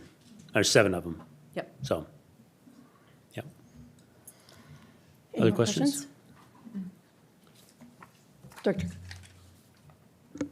I did have a question, but I don't know why we keep talking about other districts, like essentially getting away with things. It just seems like a bad narrative, and I'd hope that we could kind of just get past that. I think it was a question that was asked from the board, though, specifically last time to bring this to what the other districts were doing. We asked them specifically to bring Not this. that, up. He's talking about the PDC comment Yeah. that I made. Yeah, Oh. the PDC comment, it's just, it just. My hurts us, I apologies. think. Noted. And then the other one that I had a question on, when you talked about the rainy day fund emergency situation, when was the last time we had that? And how did us having a how would us having a different fund balance requirement, not the fund balance, but the fund balance requirement change that? Because we can have as much fund balance as we want. We've had much higher than 5% for a long time. The board requiring it, how does that impact things? If we were to, instead of have a 5%, if we were switched to 8%, what does that do logistically for you that, as an administrator of the district, how does that help you? I would say that having an additional fund balance allows us to feel like, as Raul has shared many, many times, right now we've got about, our fund balance, 5% covers roughly 2 weeks, maybe 2.5 weeks of reserves. But So- that's not, sorry to interrupt you. That's not my question, though. My question is, if the board changes it to 8%, what does that do? Because you can keep an 8% as a district. They can keep it at whatever they want, right? Like you could keep it at 12% if that's what you want to do. It's not the board's requirement is us setting a limit that says this is where it becomes a serious problem. And to me, I don't know that us raising that limit to a higher amount is a benefit. It really, to me, just means we are increasing it to make it so that we look better, that we have an additional amount of money, but it's not an emergency situation when it gets to 8%. I think 5% seems to be where an emergency maybe could be, and I just don't know where that dollar amount comes from. Like, why is it that we would want to go up to that as our requirement, not as what we're holding, because that's decided by the administration of the district, and you guys can do whatever you want as far as keeping a fund balance, regardless of what the board says. I mean, again, I think ideally you want 1 month of reserves to be able to cover the district's costs for 1 month. Ideally, it's just like your home. If you're able to budget for 1 month to be able to cover things just in case something catastrophic happens. So to get to anything higher than 5%, obviously, as you can see, even passing the resolution, passing the levy at $1.95 does create a surplus moving forward in 28, 29 through 30, 31. But it just barely gets you above the 5%. It gets you to that 5.2 and 5.3 and 5.7. To go higher than that, you'd have to continue to tighten things up. You'd have to continue to find those efficiencies. You'd have to continue to find ways to either increase revenues as well as decrease expenditures. And so that would be an ongoing thing because there's only so much money we can go out for in levies. Mm-hmm. There's only so much you can get. This is almost at the max. And so if the goal of the board is to continue to increase, then our job will always be to continue to be as efficient as we can and continue to look at every opportunity we can to increase revenues, but also those efficiencies when it comes to expenditures. How can we tighten those pieces up as well? So you're looking at, I mean, the part of Raul's presentation, a big part of one of the expenditures in there was contracts or not contracts, but so I can't remember it off the top of my head after the 40 slides. But constantly looking at the cost of vendors, constantly looking at our contracts we have with people, constantly reevaluating the worth and the value and the impact to our students and their educational outcomes. So regardless of the levy, we're going to always have to be looking at this. This provides some stability and allows us to be more intentional in those spaces and not have to go into reduction mode at $9 million one year, $8 million the next year, and then also with the board wanting to build up the fund balance at the same time. Well, then it's not $9 million now. It's 11 or 12 or 13 million to try to get us to $6 million fund balance. And so I hope that answers part of your question. I mean, Somewhat, I don't know how deep I want to get in the weeds on the Director impact Cook, there. if I may, I think you make a good point on this one, that, and tell me if I'm listening to this, because I think it was really interesting, so I want to make sure I'm understanding it. We don't have to say we want to raise the fund balance. The will of the board could be working with administration and say we want a 8% fund balance. And so if the will of the board is that, still with a minimum requirement of 5%, because our policy is the floor. Yeah. But if we say, hey, administration, we don't feel comfortable having our fund balance and our and where we're actually at that close, because it doesn't give us the emergency funds, we can say, we want to see a budget put in front of us that's at 6%, 7%, 8%, whatever we decide, right? Yeah. And having that, is there any reason why that's not possible? No. So the will of the board could be, even if we don't choose to say that. I Setting think it it's an as- interesting point. Yeah, setting it as a priority, but Yeah. not, Right. because I feel like it constrains our ability to maneuver things, right? Because Right.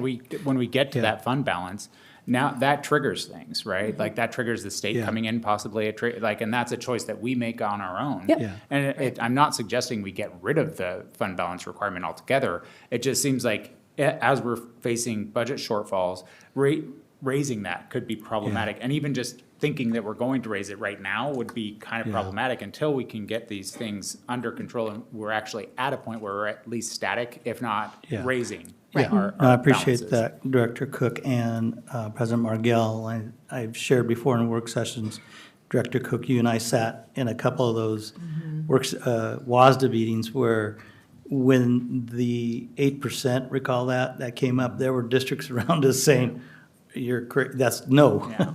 But I think the board's discussion here today is important in that, one, your policy currently is 5%. Two, my team shared what 5% really means. Because there's flexibility within that 5%. As you know, this past year, that fell well below 5%. Depends on when we get property taxes and those. Right. That's when you start talking about making sure you can make payroll. Dr. Behringer just talked about that 1 month. That's really another one, right? And other districts need to do that. The board would need to come to me, formally say, work toward an 8%. I would come to you with more specifics, but you're right, Director Cook. When you're already trying to make budgets, and you already are hearing what Governor Ferguson is saying, and we're already seeing what the federal government is already preparing to do, we are doing the right thing in getting ahead of where we are. And when the board wants to do that, we can have that discussion in our work sessions about what are those impacts, to your point, Director Cook. So one additional thing, I just would like to get the rest of the board's opinion on this. When we talk about that, like anytime anyone mentions us paying payroll, it triggers me a bit. Because it's a scary idea. And unless we are actually talking about payroll in the sense that we aren't able to pay it for some reason, bringing it up doesn't help anything. It just scares people.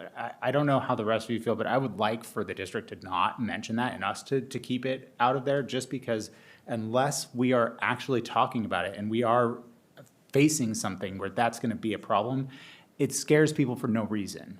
And to me, that seems like a communication problem, because if we're putting out there anytime something about us not making payroll, which is just almost impossible that we would ever do that. We would cut everything else before we got to the point where we would stop paying people, right? And so because of that, I would just like to hear what you guys have to say about So that. if I may just Yeah.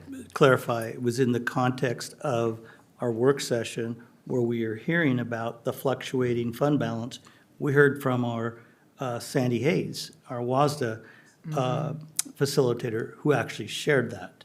So I was using it in that context. I understand. It's just something, I don't know if the board would like to, just encourage that we don't talk about that unless we are talking about it. I think we are talking about it, though. When we have less than 2 weeks in reserve, because remember, 5% is where we're ending the year. 2.7 is where we were in March? December. March. But So, we don't work off of a balance that, we don't get money from a job that we could lose. This is money coming from the state. If we don't get funding coming to us in any month period that we aren't expecting, the astronomical problems that we are looking at, if that happens, is so far beyond a fund balance issue, it would be catastrophic. So the idea that we are anywhere near that is just impossible. If we were, it's just like when people talk about using, kitchen table dynamics for when we're talking about funding and, income and that sort of stuff. When you're talking about a government agency has no lifespan. it is here in perpetuity until it goes away entirely, right? So if that's the case, you can't compare it to like holding funding for your own self, because you would want way more than a month, right? Because it is much more volatile in a person's life versus an agency or a federal government or a state government. Those things have a sticking to it that we don't have as human beings, that we don't have as families. And so when we're talking about the idea that we would somehow lose funding coming from the state or from the federal government, the problems that we would run into are so grand in those spaces that I can't imagine that we would even be talking about that. No, but there's two sides of a balance sheet. Right. And so, while I'm not saying we're going to lose funding from the state, I'm saying if our expenses outpace our income, then we're in that problem. That can happen overnight. When you have an emergency, you don't get to choose how much it is and when it is. And if you don't want to talk about, again, I think funding is often hard to understand when you're talking about in the hundreds of millions of dollars. And so sometimes making analogies that make it more digestible to get to a place of a foundational understanding so then it can be built off of is a common used educational tactic. And so if that's not one that you like, that's fine. Others might, but I would still say that it is still a possibility. It's not just unheard of. Again, it's not catastrophic. Guess what? North Shore made it through. They're still educating kids. They still got them through graduation, but they did have to borrow money to be able to make payroll. And that wasn't that long ago, and it is a district that's not too far from us. And looking at, if you want to look bigger, there's larger governmental entities, bigger than our school district, that have also gone bankrupt. And so if you want to look at those ones are just as fine of examples, just harder to understand because they start getting even bigger numbers. So I hear your point. Like, it's not the only thing that we go to, but it is a really big concern. Like, we have to pay our staff. And when you're only looking at such a small amount, one big expense can make a difference. So yes, we do have to talk about it because it's a real possibility, and hiding our head in the sand is not the way to deal with it. I guess my concern isn't that. Like, I understand that there's a possibility that we could be in a crunch where we have to do extraordinary things to make payroll happen, right? I don't know of anyone that's not made payroll. Now, there are plenty that have gotten close and had to take loans or have had to finagle some way to make those payments, but I've never heard of a district that ended up not paying their people. Like, that's where talking about someone not being able to be paid is a different thing. Because if that's truly a worry, we are in way more dire straits than I'm thinking. Because that, like, if we're not able to get those loans, if we're not able to go to the state and say, hey, things are bad and we have to get this sorted out, and because they will come and help. Now, granted, that means a whole bunch of strings get attached because they're going to come in and do whatever the state does to make sure that things get done. But there are levers there that protect people's salaries. And it gets a little disingenuous when you're talking about the idea that, yeah, we could be hitting an issue where we're close to not being able to pay payroll, but there's no chance of us not paying payroll. There's a chance of us getting there, but there's never a chance of us crossing that threshold.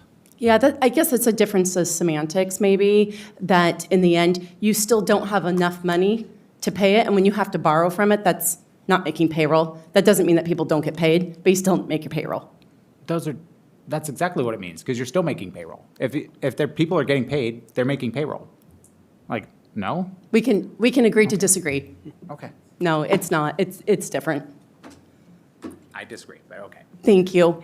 It is 8:38, and I didn't see any additional questions from the board. So we are going to go ahead and take a break until 8:45.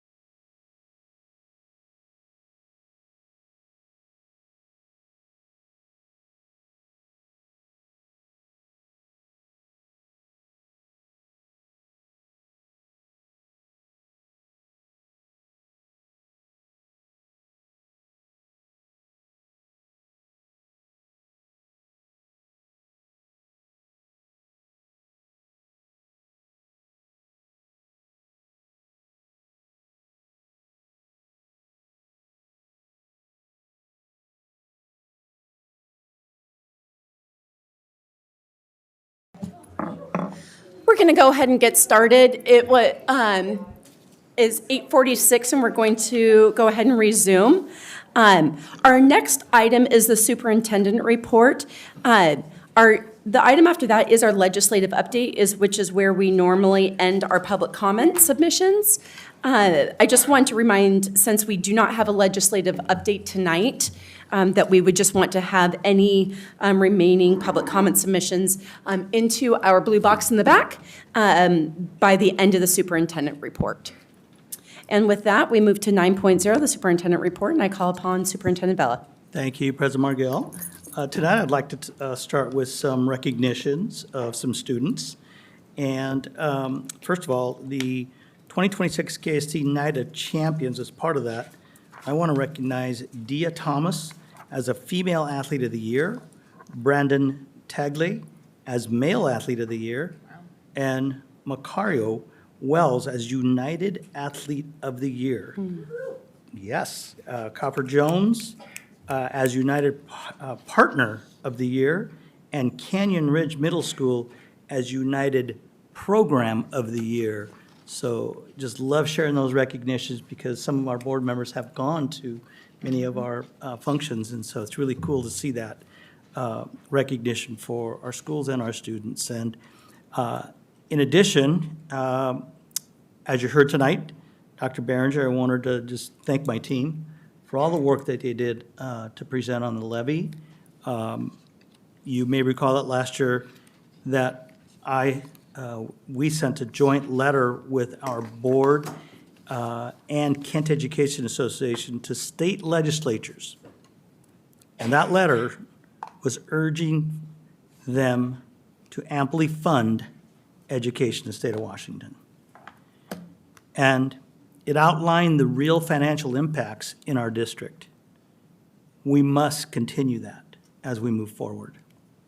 That kind of advocacy is critical, and I'll share that since the McCleary decision and the closure of the case in 2018, the share of the state operating budget, and you've heard me say this before, for K-12 education has declined from 51.6% to 43.2%, and we heard the governor share the next biennium is also a deficit.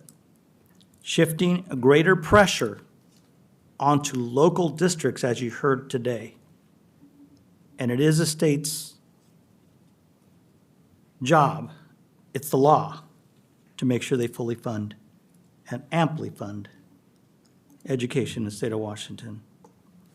This reality underscores a continued need for the local levy to help bridge that gap, which is happening across the state.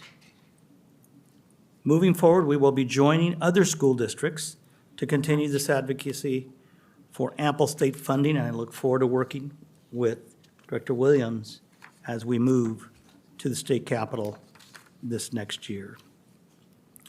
At our last meeting, we heard concerns that were brought forward regarding derogatory language used by students.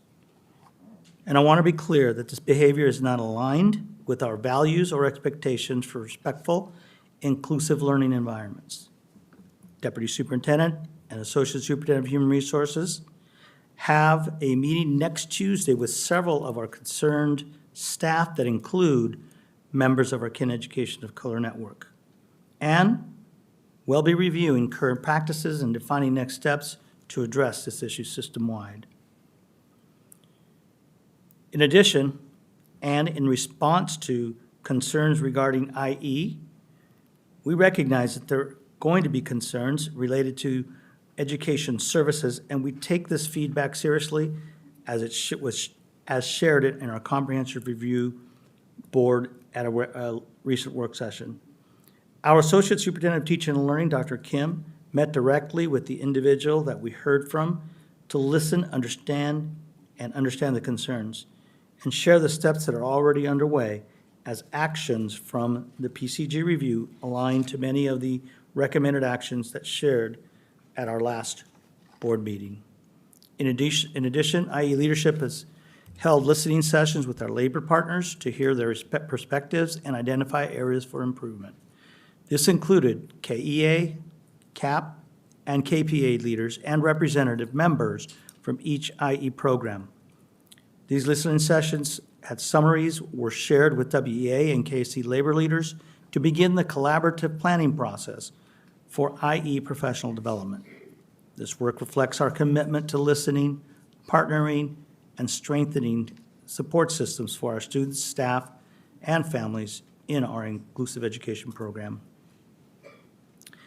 Last week at the annual guest staff recognition event, it's wonderful if you ever want to come to those. All of our guest staff come for a celebration. I had the opportunity to meet a remarkable young man. His name is Timothy Jenkins, who was serving as a guest paraeducator in our district this past school year. Timothy is a Kent School District graduate who has chosen to give back to the very system that supported him when he was in school.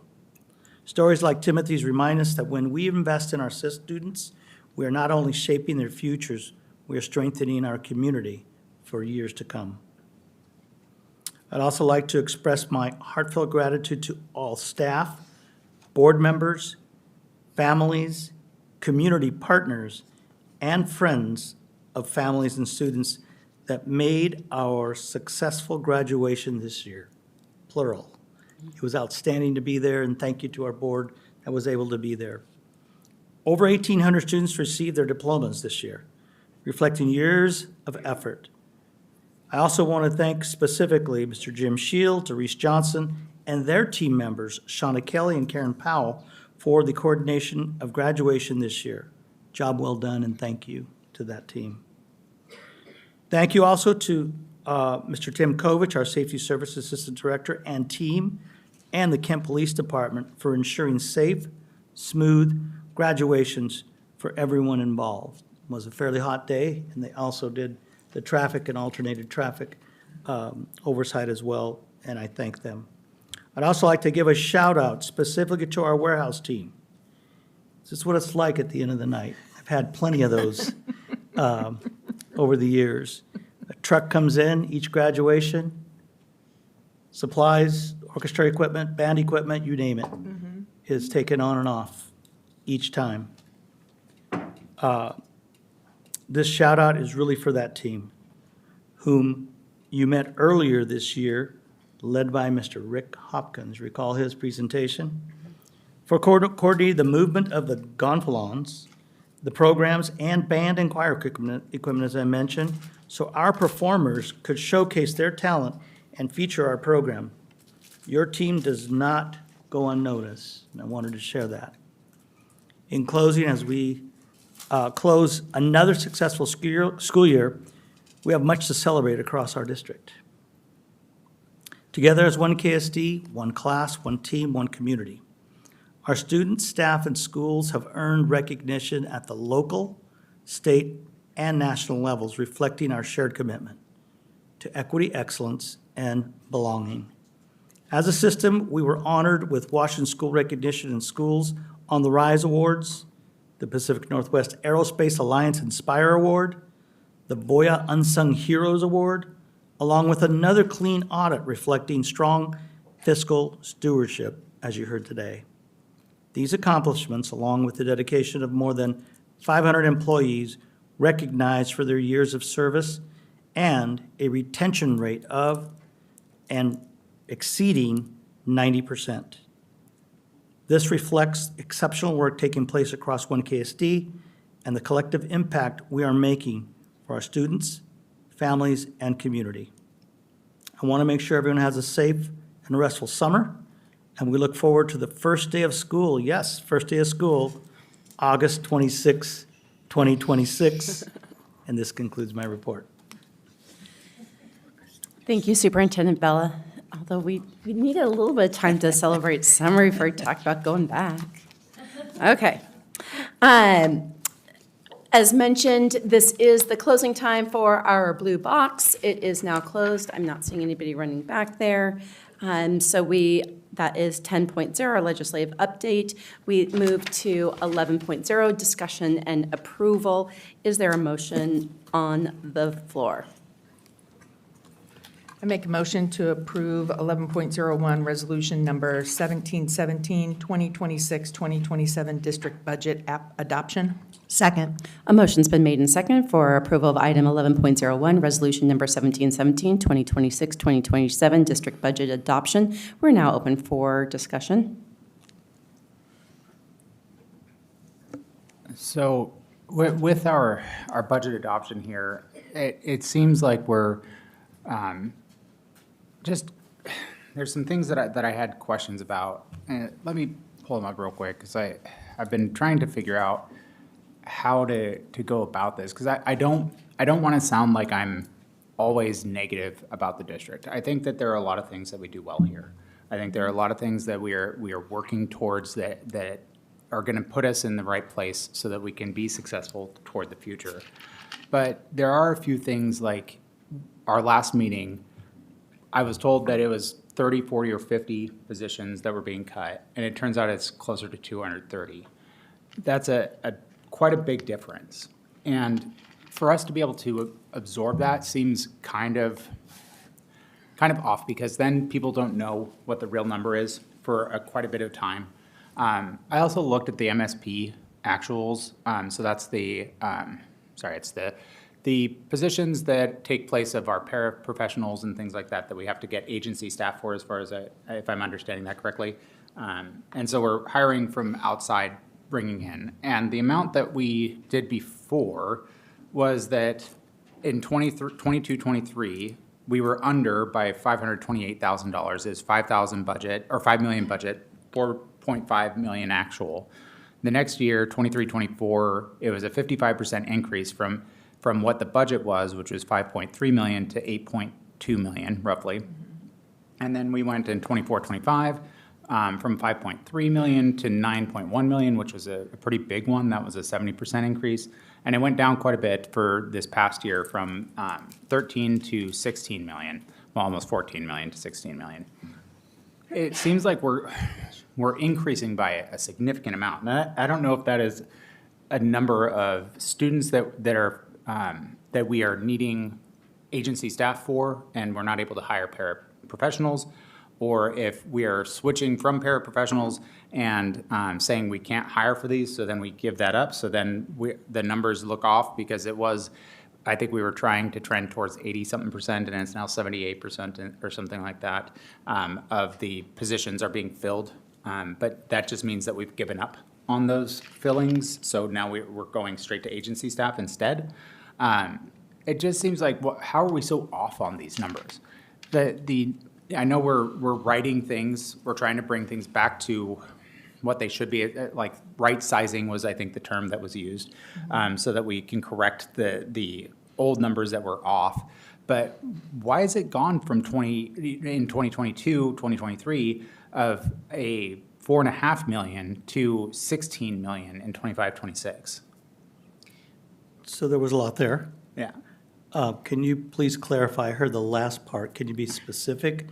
And as you're being specific, we've presented on the MSP, we've shared, and that would be helpful to be able to answer your question.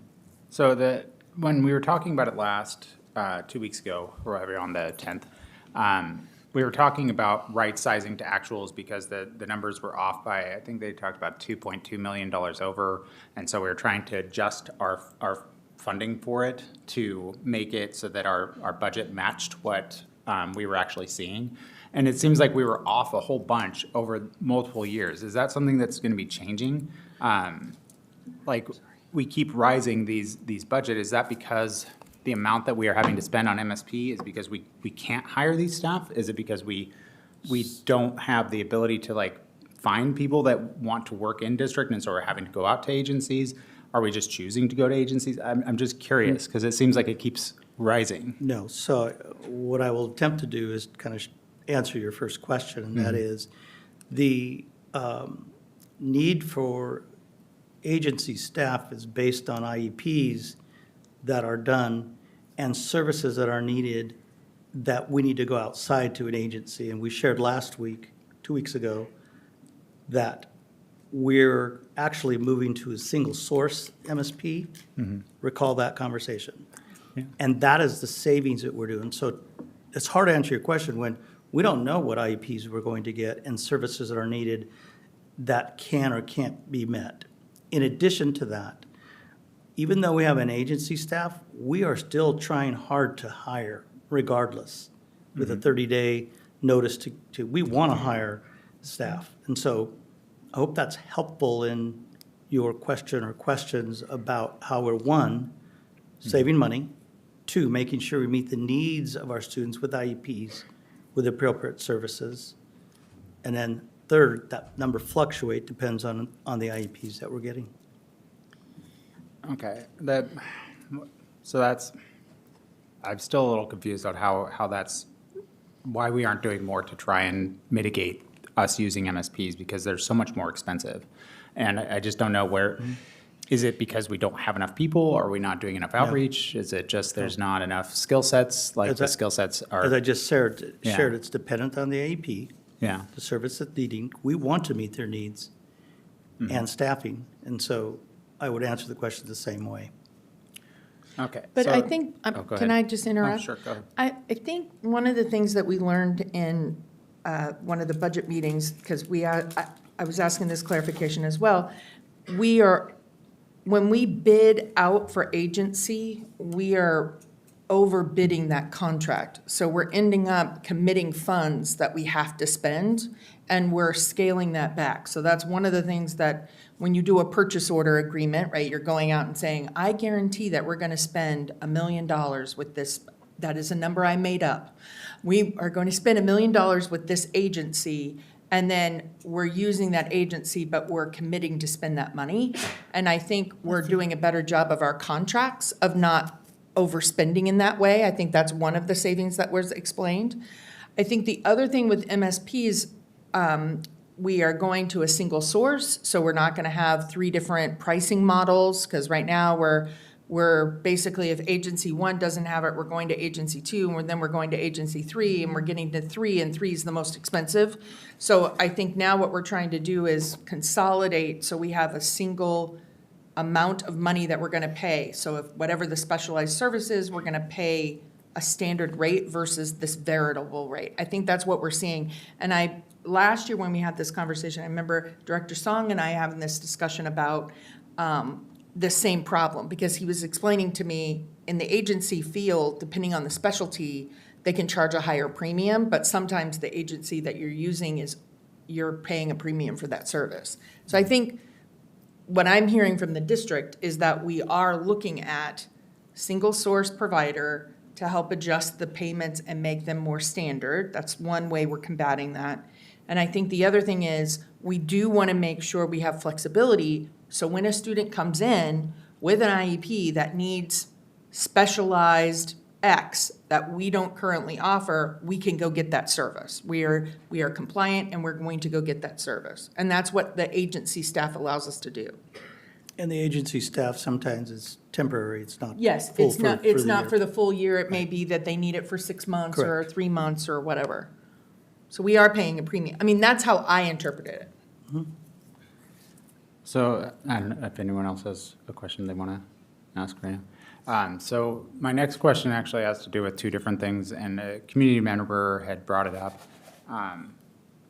2 different departments, so our communications department and our inclusive education department, have changes in roles and changes in positions that cause things to adjust in a higher dollar amount, but not necessarily additional staffing. So in the communications department, it looks like we cut the assistant director of communication, a communication assistant, multimedia communication specialist, and a communication specialist, which equated to 4 positions for $534,000. And we're now adding a website/communication/creative services position at 182, and a senior communication generalist at 2 FTE for 364. So there's 2 people for that position, altogether getting 364. So it's going from 534,000 to 546. What is the benefit of us doing that? So let me attempt to answer that. Part of my role is to look at efficiencies within each department. So my teams are continually doing that. what you see there could be that there may be other areas where savings are being had by moving, an example here might be the website that you just saw. And so it's efficiencies, roles and responsibilities, so we're creating those in order to experience a savings down the line as well. I see. So does that mean we're cutting IT positions to make up for the? Didn't say that. Okay. You So mentioned there's, communications. well, yes, but you were talking about website and stuff, so, like, So because it's it not. depends on who was overseeing the website piece. Okay. Doesn't necessarily mean an IT person. The other one is a little bit more stark because it's going from an assistant director of inclusive education, which we had previously, and now we're going to an executive director of inclusive education, which increased the pay by $60,000, as well, probably more like $55,000, from 207 to 261. And I'm not suggesting that we don't pay people the amount that they're worth. I just don't know what that means. Like, we're also cutting 24 IE teachers and 38 IE paraeducators in the same time.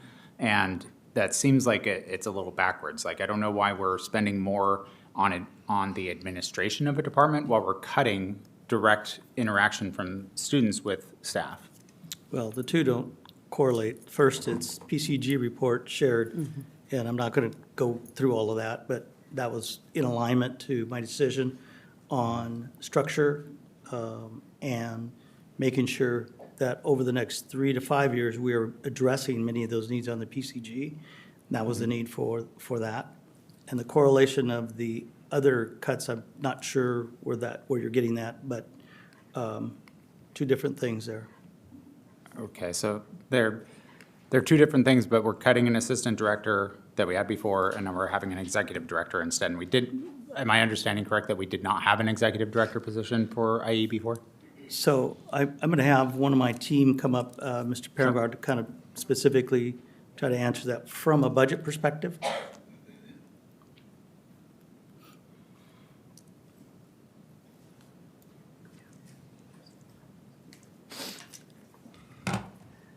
So regarding the question surrounding the executive director for IE, if you were to look at the list, there are 2 positions that were eliminated in special education. One is the assistant director inclusive ed for $207,000, and a program operation generalist of $134,000. Both of them came from the inclusive education department. Then when you look at, so add those 2 numbers and then you compare them into the next slide, which is the executive director IE, which is $261,000. So it would be a net savings if you were to compare the 2.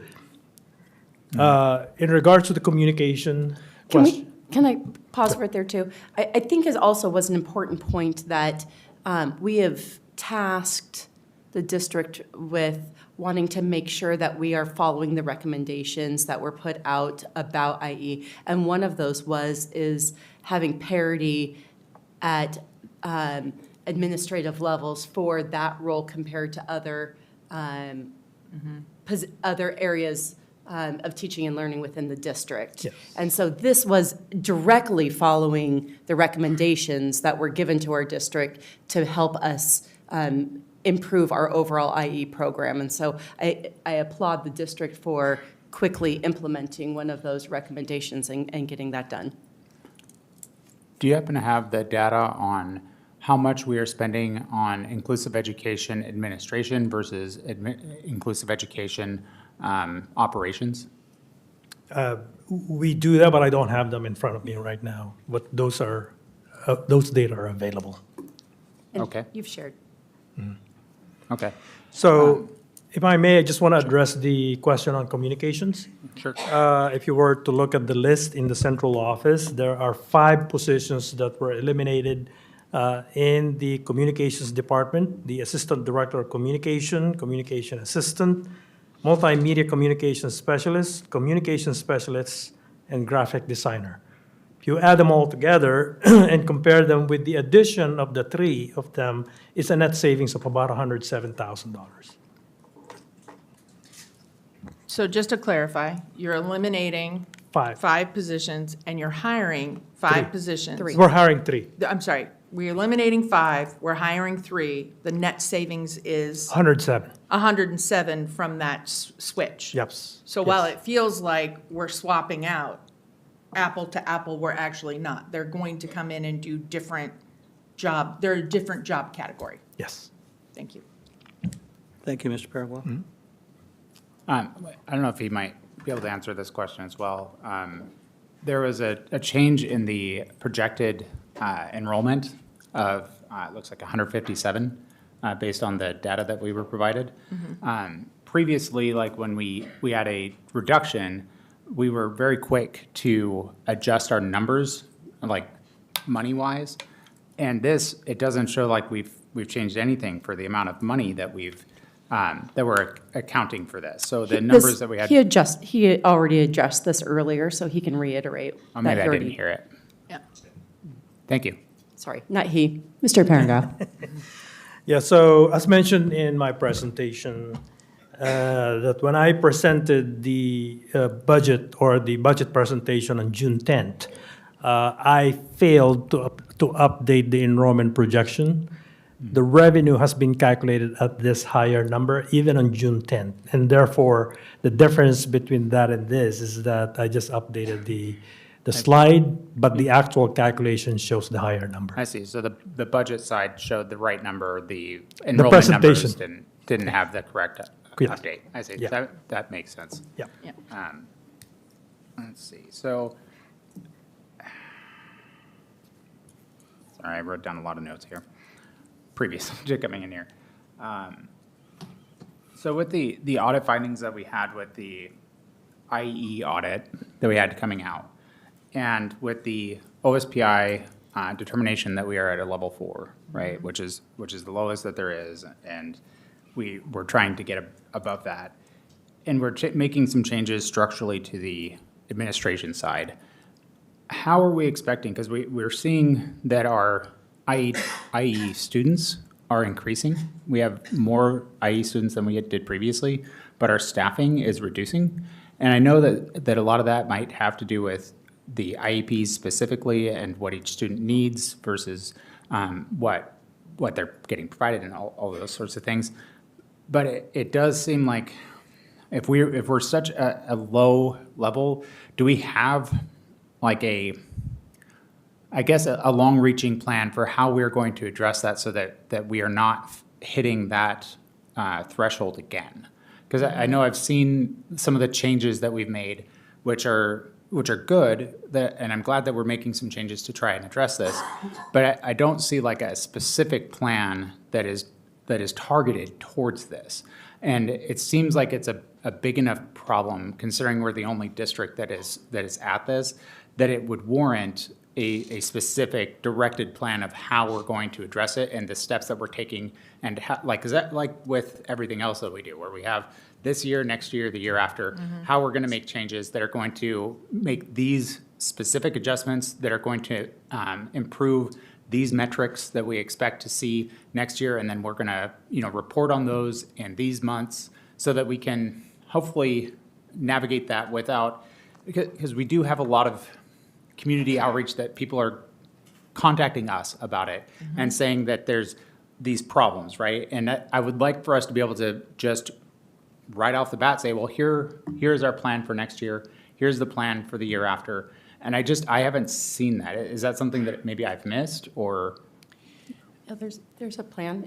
Superintendent Vella, if you'd like to talk. Yeah, as I shared in my report, PCG, we're excited about our executive director of inclusive education coming in and working with labor partners, as I shared.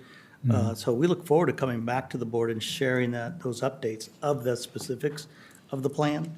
So that's one. The other part I want to address is the portion that you mentioned on staffing. I tried to share this the last couple of weeks ago, and I want to make sure the context is correct. I shared that if a student has an IEP, the caseload that's in a CBA, we will meet it. So I did not say that we are understaffed. We will have to meet it. If it has to be with agency, that's a different question, but I shared that. I think that was your first part of your question that I want to address. Okay. Do we have a commitment to when we will be seeing these updates? I don't, but I look forward to coming back to the board. And I think one of the other things is we are just hiring the executive director, and I think we need to let them get in, look at the report, and then come back with their recommendations. My expectations we would see that at the beginning of the year. It'd be one of the very first things that we would see on the agenda. I think it would be helpful to have like a date though, like for us to say, this is the date that we expect to see that. And I know they may need some time, so I mean, Right. seeing it in November or something isn't really a problem, but being able to tell people, here's Yeah, what we're doing, here's this is what we're what we doing. expect. Yeah, Like, no, I think it would be I good for that. 100% support that and agree with that. Yeah. I think we do need to put a date And- on the calendar. And that's what I was attempting Yeah. to do. What I can do is have Dr. Kim come up and just share a little bit more about what I was trying to share of what's already taking place.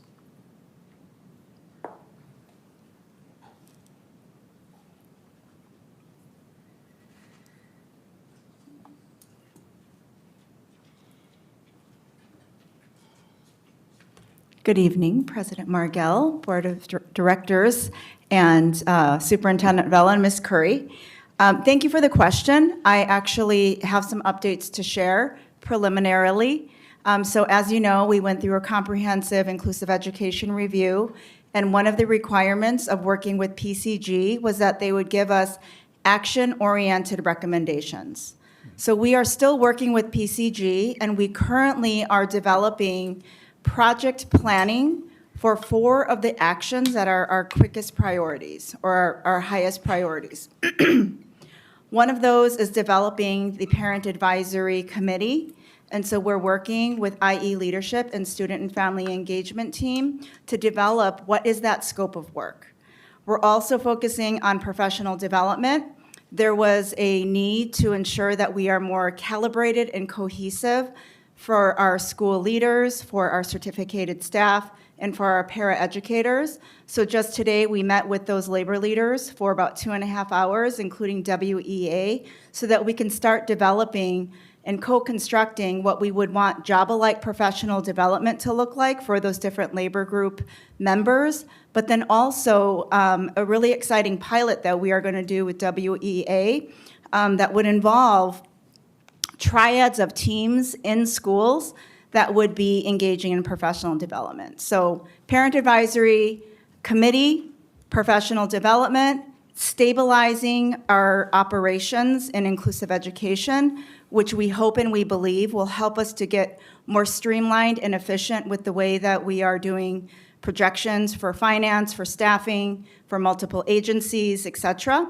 And then also standardizing our procedures from the eligibility to the students receiving services at the ground level. How are we assuring across 44 schools that we're standardized in our practices?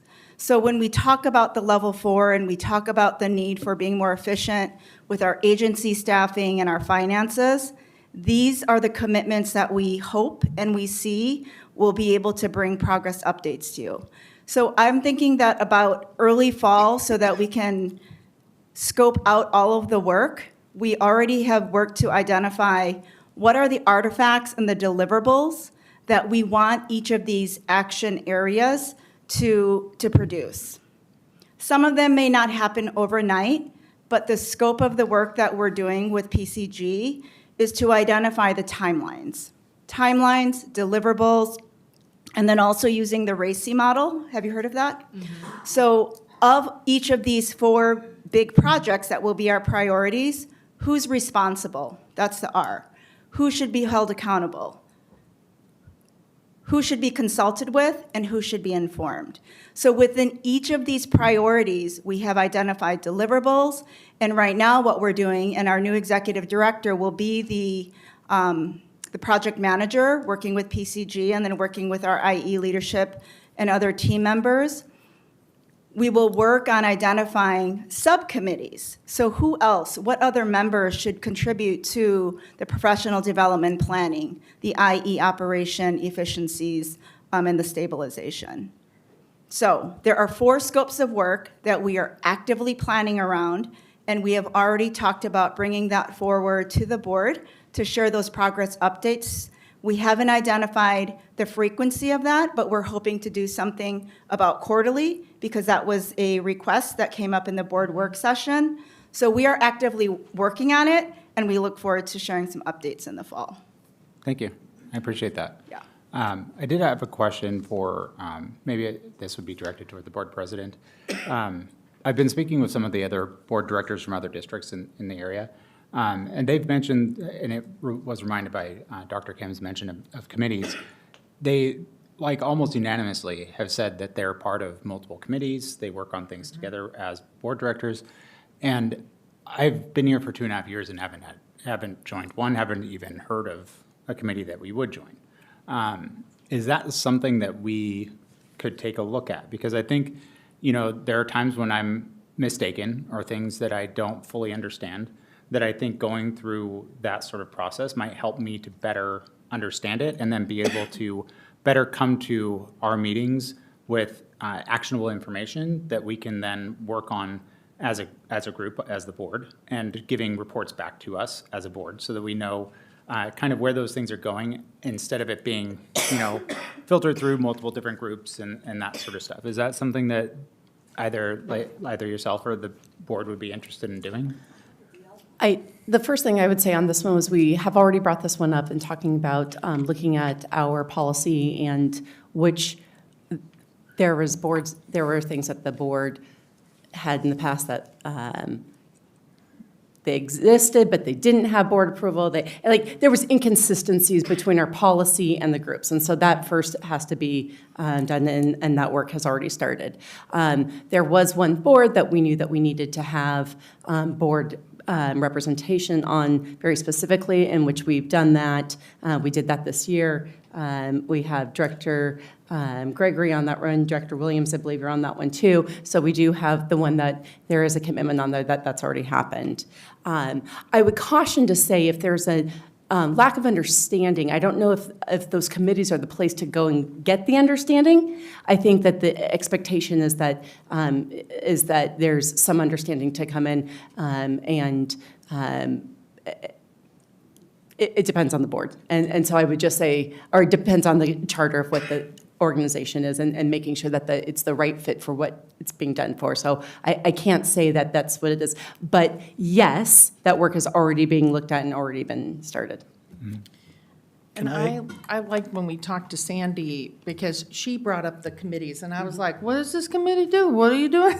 I would like to hear more from, she's one of our advisors, and it would be nice to hear from her about what are the things that we could be doing to get more efficient and to get more information, more consistent information out. I agree with you. I think it's a good idea. So President Margell, if I may, I have my team here for answers. I'm going to excuse them if there's no further questions. So thank you. Thank you very much. And then the board can have their discussion, but we are on the topic of the budget. The other question I had, now that you brought it up, are we expecting a report from our board members on what they're doing and what they're seeing progress-wise on that? I'm happy to provide one.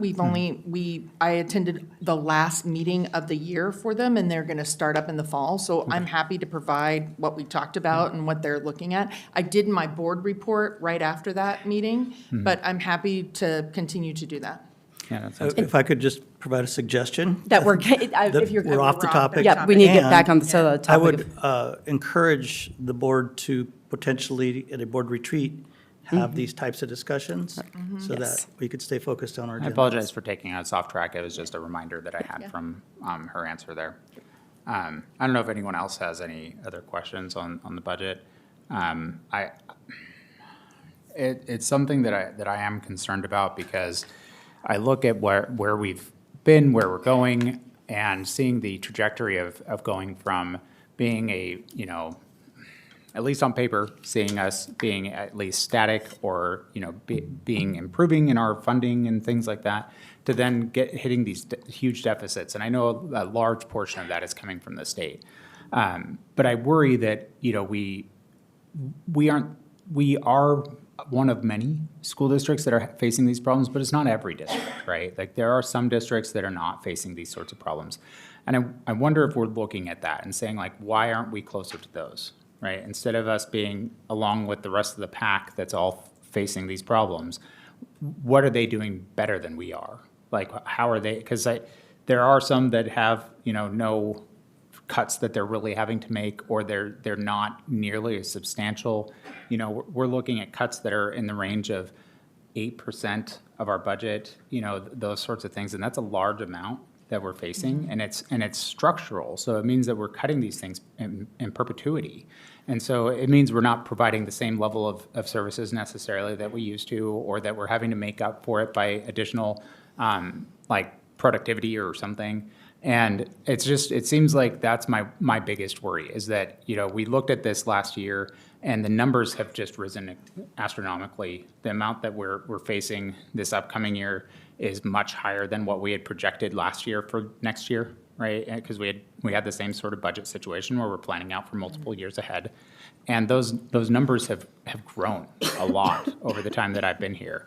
And so I just worry that, we're not heading in the right direction necessarily. And I'm hoping that this is going to be a change, because we are addressing it. Whereas last year when we were talking about this budget situation, I asked why we weren't making cuts this year. And, because we weren't really. We were making relatively small changes last year. And, the answer was, oh, well, we're figuring it out, and that sort of stuff. But it felt like if we cut more early on, it feels like that way your trajectory is heading towards less cuts, right? Which then people see as being better because you're not making as large a changes. And what we've done now is done the opposite, where we did some small cuts and now we're making really big cuts. And then on top of that, we have a levy that's coming up in November, and then we're looking at another levy about a year later or so that's going to be hitting for capital. And we still haven't talked much about the idea that we're going to be hitting a bond, right? Like, we had a bond that failed, and that bond is going to be coming up. We're going to have to put out another bond because we have a lot of really old schools. We have a lot of stuff that needs to be resolved. We have a lot of things that need to be upgraded. And those asks, they're snowballing, right? When we fail something like that, it puts them closer and closer together. So then when we're having to ask for money, we have to do it this year, and then we have to do it the next year, and then we have to do it the year after that. And I just worry that we're going to have, fatigue from our voters. And they're going to be like, well, I already told you could raise money for this other stuff. Why are you asking for more now? And, it's a fair point that they're making on that, in that people are concerned that it's not, that there's never enough, right? And to some extent there isn't, right? Like, we're always going to need more money because there's always going to be either an increase in students, the increase in cost to serve students, increase in cost to do anything that we do here, capital projects, that sort of stuff. But, when I'm voting for this, my experience so far has not been great in seeing what was done the previous year and then coming back and saying, well, I don't know that I would have voted for it last year, knowing how drastically different it is this year. And so am I making another mistake by voting for it this year? And am I going to regret it next year? Like that, those are the kinds of questions that I'm hitting right now. And coming into tonight, I was very, very worried that I wasn't going to feel like I could vote for it, because I really felt like, how much progress have we really made versus what we were doing a year ago? And how much change has there actually been implemented to try and right the ship? There's a lot of talk of what we're headed towards and the goals that we have, and I agree that those are necessary, but we had that last year too, and they had to be readjusted in a lot of different ways.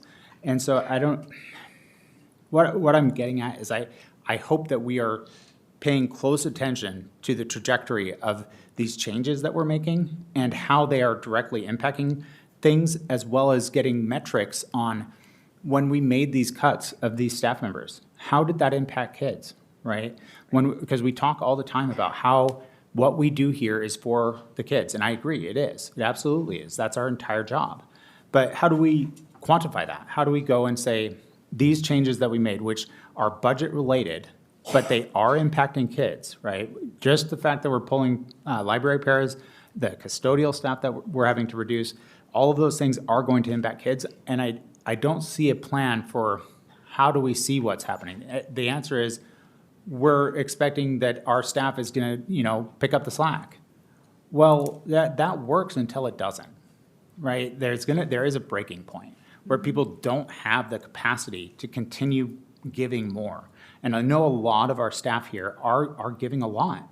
I mean, Director Williams can likely speak better to this and how much effort is required of our teachers just in everyday life, without talking about getting close to your class size caps, and without talking about how we're reducing the amount of paraeducators that are helping to make sure that those teachers are able to teach, right?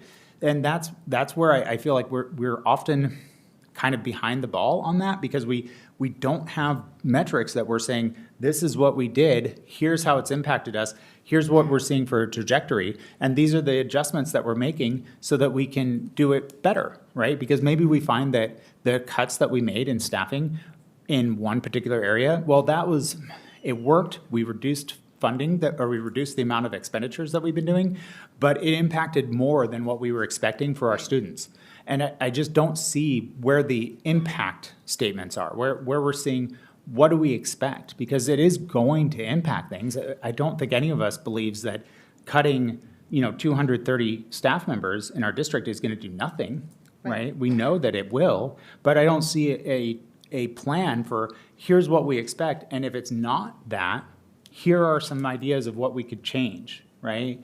And that's where my biggest worry is that it feels like we're always kind of just trying to react to everything, and it feels like we're missing the proactive side of let's see what it is that we're expecting to see, looking at that, and then saying, are we meeting it?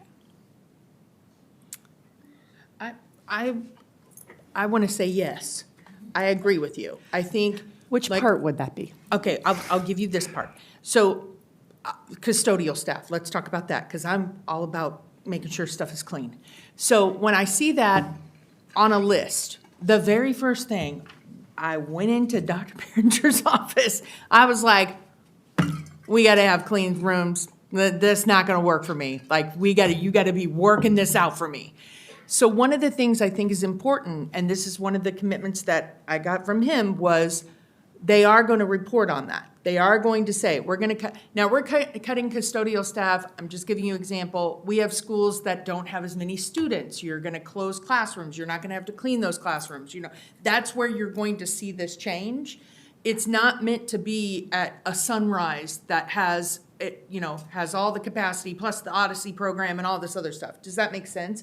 So they're very targeted in looking at where are we reducing that staffing based on the needs of that building. So it's building specific. It's not done across the board. I'm really upset about library pairs. I'm going to tell you that right now. That it bothers me. It keeps me up at night. I'm just going to be very clear. But the thing that came back to me was, I went and talked to principals, and they were like, this gives us more flexibility because you're giving me back the para that I can then, if I don't need them in the library, I can use them. Right now, they're locked into that location, and I can't use them anywhere else. By giving them into this new category, the building principal, the building director, who's there on the ground, who has to make those decisions to impact students that day, is going to have the flexibility to do that. And I want to then get the report back to say, is that working? Because if it's not working, then the conversation is going to need to be, we need to add staff. And then we got to figure out where we're going to cut other things to do it. I mean, that's my expectation.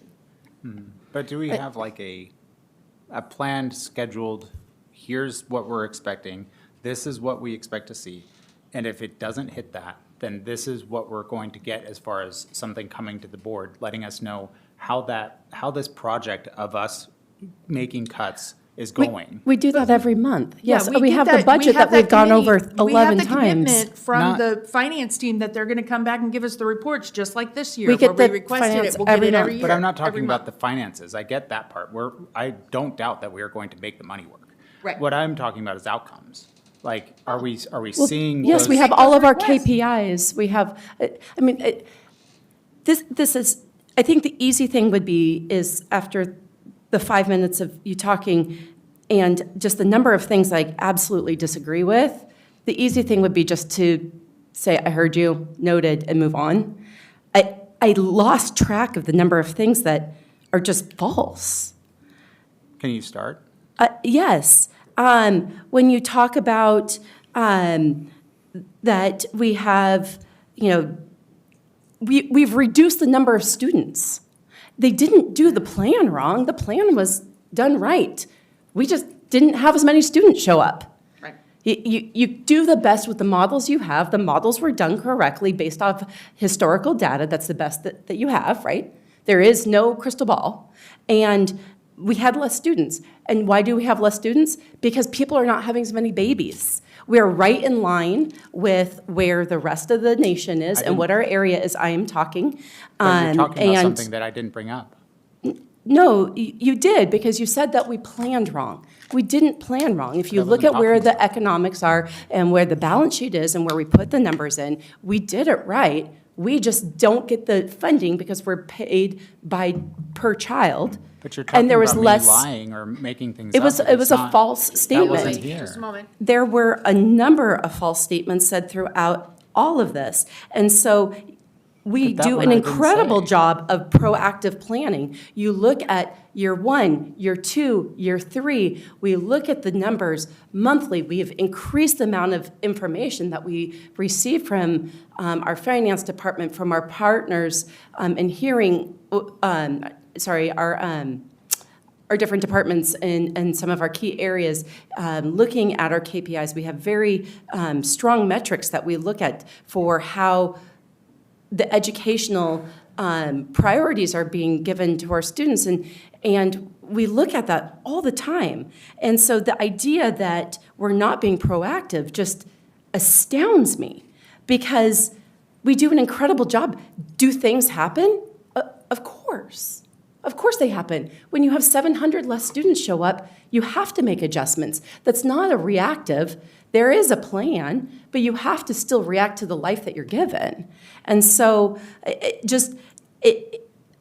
there was so many falsehoods. And so I just want to make sure that when some of these questions are being answered, I do not want the assumption ever to be that that entire monologue that was given was accurate. Could you come up with an actual one, though? Because I didn't talk President about that at Margell, all.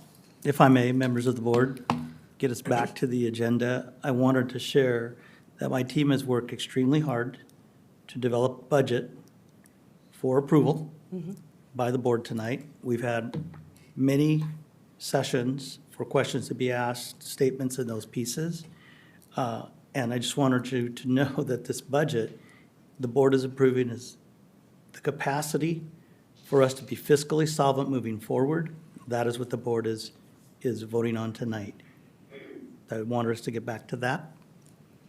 I just want to know what any one of the things that I said that was false was, because the one you brought up, Move to call I the didn't talk question. about. Let's take a vote. Is there a second? You don't need a We second. don't need a second on the call to questions. I was looking. Is there a request for a roll call? There is. Roll call vote. Director Cook? Nay. This means that we get to vote on the question that's at hand. So it ends discussion. It ends altogether. discussion. Okay, so I would be meaning that you would end discussion now and we've moved to voting on it. Aye. Aye. Aye. The motion passes 4-1. The motion at hand is 11.01, resolution number 1717, 2026-2027, district budget adoption. All those in favor, please raise your right hand and say aye. Aye. All those against, say nay. Nay. All those abstain? Yes. The motion passes 3-1-1. Is there a motion on the floor? I move to approve 11.02 resolution number 1718, replacement educational programs and operations levy. Second. A motion's been made and seconded for approval of item 11.02, resolution number 1718, replacement educational programs and operational levy. We're now open for discussion. I mean, I brought up the concerns that I had with our levy and how we're going about it. I don't know that November is the right time. Like, I worry that 6 weeks after our parents are coming back from summer break and they're seeing what's happening and just coming to terms with what changes we've made, and they're students are missing whichever staff members are gone and those types of things, that it's the wrong time. And I feel like us failing a levy begets more failing of levies, and I am worried about that. But, you know, if this board wants to go forward with it, I don't have much more to say. While I hear your concerns, politically speaking, running a February levy, which would be our next opportunity, is going to be lower voter turnout. We know that with levies and bonds historically, across the nation, across the area, that a higher voter turnout is a higher percentage of being able to pass a levy. A bond requires a supermajority, so that's a different conversation. If we run it in November with our midterms elections, we know that that's going to be a higher percentage of voters, thus a higher chance of the levy being passed. And I think that was true, but there's the other side of that argument where people say that the reason you put them in February or April or August or what have you is because of the fact that there's a lower voter turnout, and you're banking on the fact that the people that are paying attention are going to be voting during that time, and the people that aren't paying attention are not going to be voting. I would argue that's true. That was true for bonds. I don't believe that that was true for levies. Not for levies. Because we did that exact thing last time, right? We failed twice, but in the past, we've always put them in February or April, and they've passed historically. It was also a very different environment when you look at the overall passage rate of bonds throughout the state that compared to the ones prior, very different. Do you have data to back that up at all, or is We've it just shared that anecdotal? before. I don't have it in my back pocket right now, but we did share that, and that's been in a board meeting. Okay, it's just I have to, Yeah. okay. Yeah, again, let's go. So for the board, just to consider again, you heard today Dr. Barrett's share, we have labor groups that have met and have supported, we have consultants, we had data, those pieces that have been shared with the board to this point for it to move toward a vote. I'm done. Seeing no further discussion, a motion's been made and seconded for approval of item 11. Oh, there is a video. Thank you.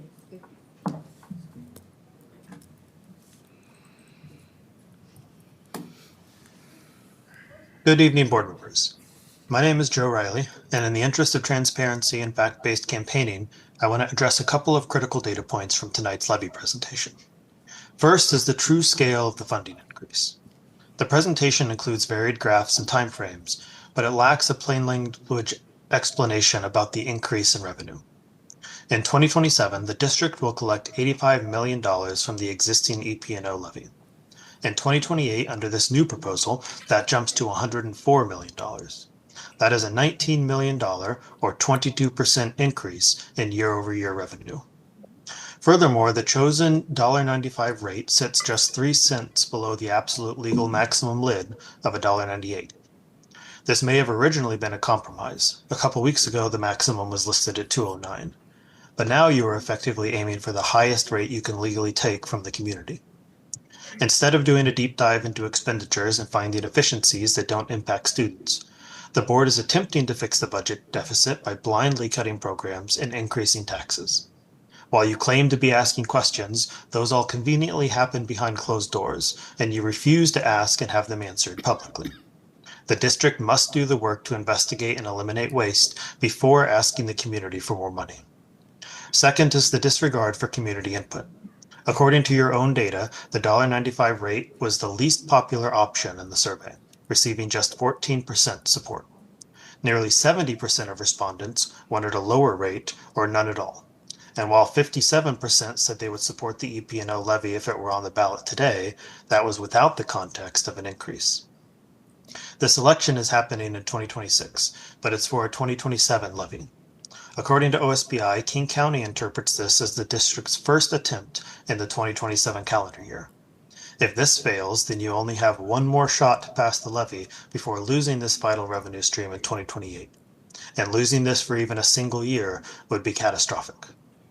There is no reason this resolution must be approved tonight. I strongly urge you to postpone this vote and schedule a special meeting in July.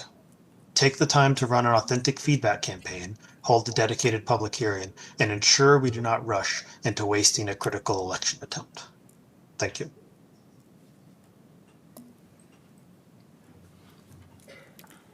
I have one additional point to make on that is, The question's been called, though. No, not No, for this. Not for this one, no. I We're didn't- still in Oh, discussion. sorry, I apologize for that.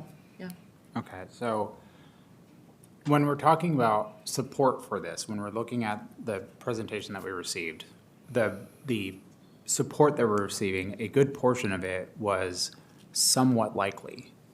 And we're banking pretty strongly on that because it was a little bit less than 40% that was very likely. And so there was no option for just likely. So the only option that they had was either somewhat likely or very likely. With somewhat likely, I don't know that we have, like, if that's not strong enough that it is above, because what would we need? We would need roughly a little over half, so probably about 60% of those somewhat likely people to continue on and vote for it. If we're not at that 60% range of the somewhat likely voters, I just worry that we're not close enough. Like and maybe I'm wrong. I hope I'm wrong. If we put this on the ballot, I really hope that we do get this. I just don't know that we're ready for it. So that's my only real argument. Seeing no further comment, motion's been made and second for 11.02, Resolution Number 1718, Replacement Educational Programs and Operations Levy. All those in favor, please raise your right hand, say aye. Aye. All those against, say nay. Nay. The motion passes 4-1. Is there a motion on the floor? I move to approve 11.03, Resolution Number 1719, support for the Education Programs and Operational Replacement Levy proposition. Second. A motion's been made and seconded for approval of item number 11.03, Resolution Number 1719, support for the Educational Programs and Operational Replacement Levy proposition. We are now open for discussion. I'm curious why we're voting on both of these. As far as I understand it, the 1719 isn't something that we're going to be running this November. Am I wrong? Let me have Dr. Behringer come up and answer that question specifically. The reason for the separate. It's the board saying. Yeah, it's our board saying that we. Yeah. It's the board saying we're going to run the So levy. it's just support? Yeah, it's just not- support. I see. Absolutely. I do have Dr. You're Behringer. exactly right. No, you guys answered your own question. Yeah, it's the letter that says, we as the board are requesting this. I see. So it's just us telling the district to go ahead and start working on it? Is that That's already essentially- been done with the vote that we just took and passed on 11.02. This is saying the board as a unit supports the Supports levy. it. Supports the I levy. see. Okay. So it isn't for the next one. It's I see. For some reason, I got it confused with the capital levy. That's right. Yeah, nope. This endorsement also allows you to talk about the levy. Yes, it allows us to speak about it. That's correct. Because without this, we are not allowed to. That is correct. Yes. Thank you. Seeing no further questions, a motion's been made and seconded for approval of item number 11.03, Resolution 1719, support for the Education Programs and Operational Replacement Levy proposition. All those in favor, please raise your right hand, say aye. Aye. All those against, say nay. Nay. The motion passes 4-1. Is there a motion on the floor? Move to approve 11.04, approval of the 2016 capital improvement bond and 2018 and 2024 capital projects and technology levy projects lists and priorities. Second. A motion's been made and seconded for approval of item number 11.04, approval of the 2016 capital improvement bond and 2018 and 24 capital projects and technology levy projects list and priorities. We are now open for discussion. I just want to clarify that this list just allows us to see what has been completed, what's still in progress, and what we have reprioritized based on changes that have happened. I just want to clarify that that is exactly what this is. I'd like to have Mr. Behringer come on up and answer that question.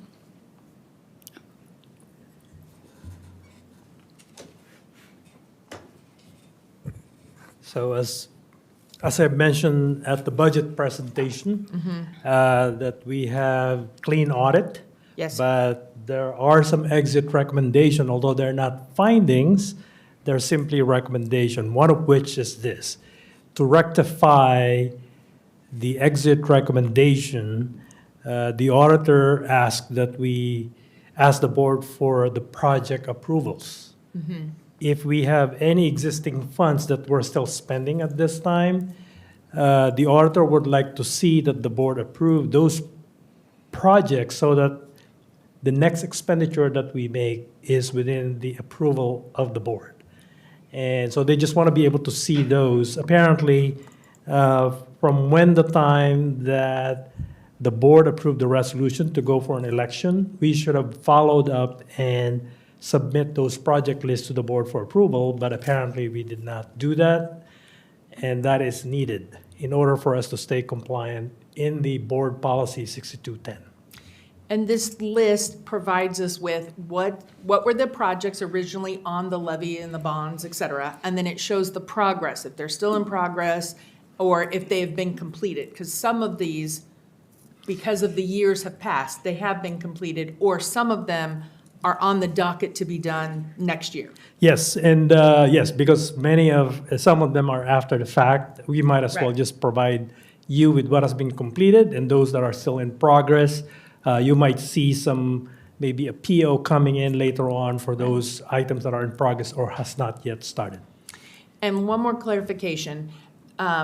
We've also, throughout the year, when the capital, if they needed more funds for a project, they have come. We have approved all of those extensions. And we have seen, because when I went through this, I'm like, oh, I've already seen that. I already knew that we had that. So that's why I wanted to clarify why we're seeing it now, why the public is seeing it now. Because throughout the year, we have seen parts of these, because I have approved part of these. Yes, and that is a different requirement of the law, is that if and when we go to bid, in order for us to proceed with that particular general contractor, it requires board approval to approve the bid. That's why some of them you might have already seen in the past. It's because we have submitted to you the bid. The auditor's requirement is to say, complete list. has the board approved this project? Got it. And so what you are voting on tonight is simply saying, yes, we approve all these projects because this is what we promised the community, and we will continue to adhere to it as a staff. If in any case that we will deviate from it, we will come to you and ask for another approval. One final thing.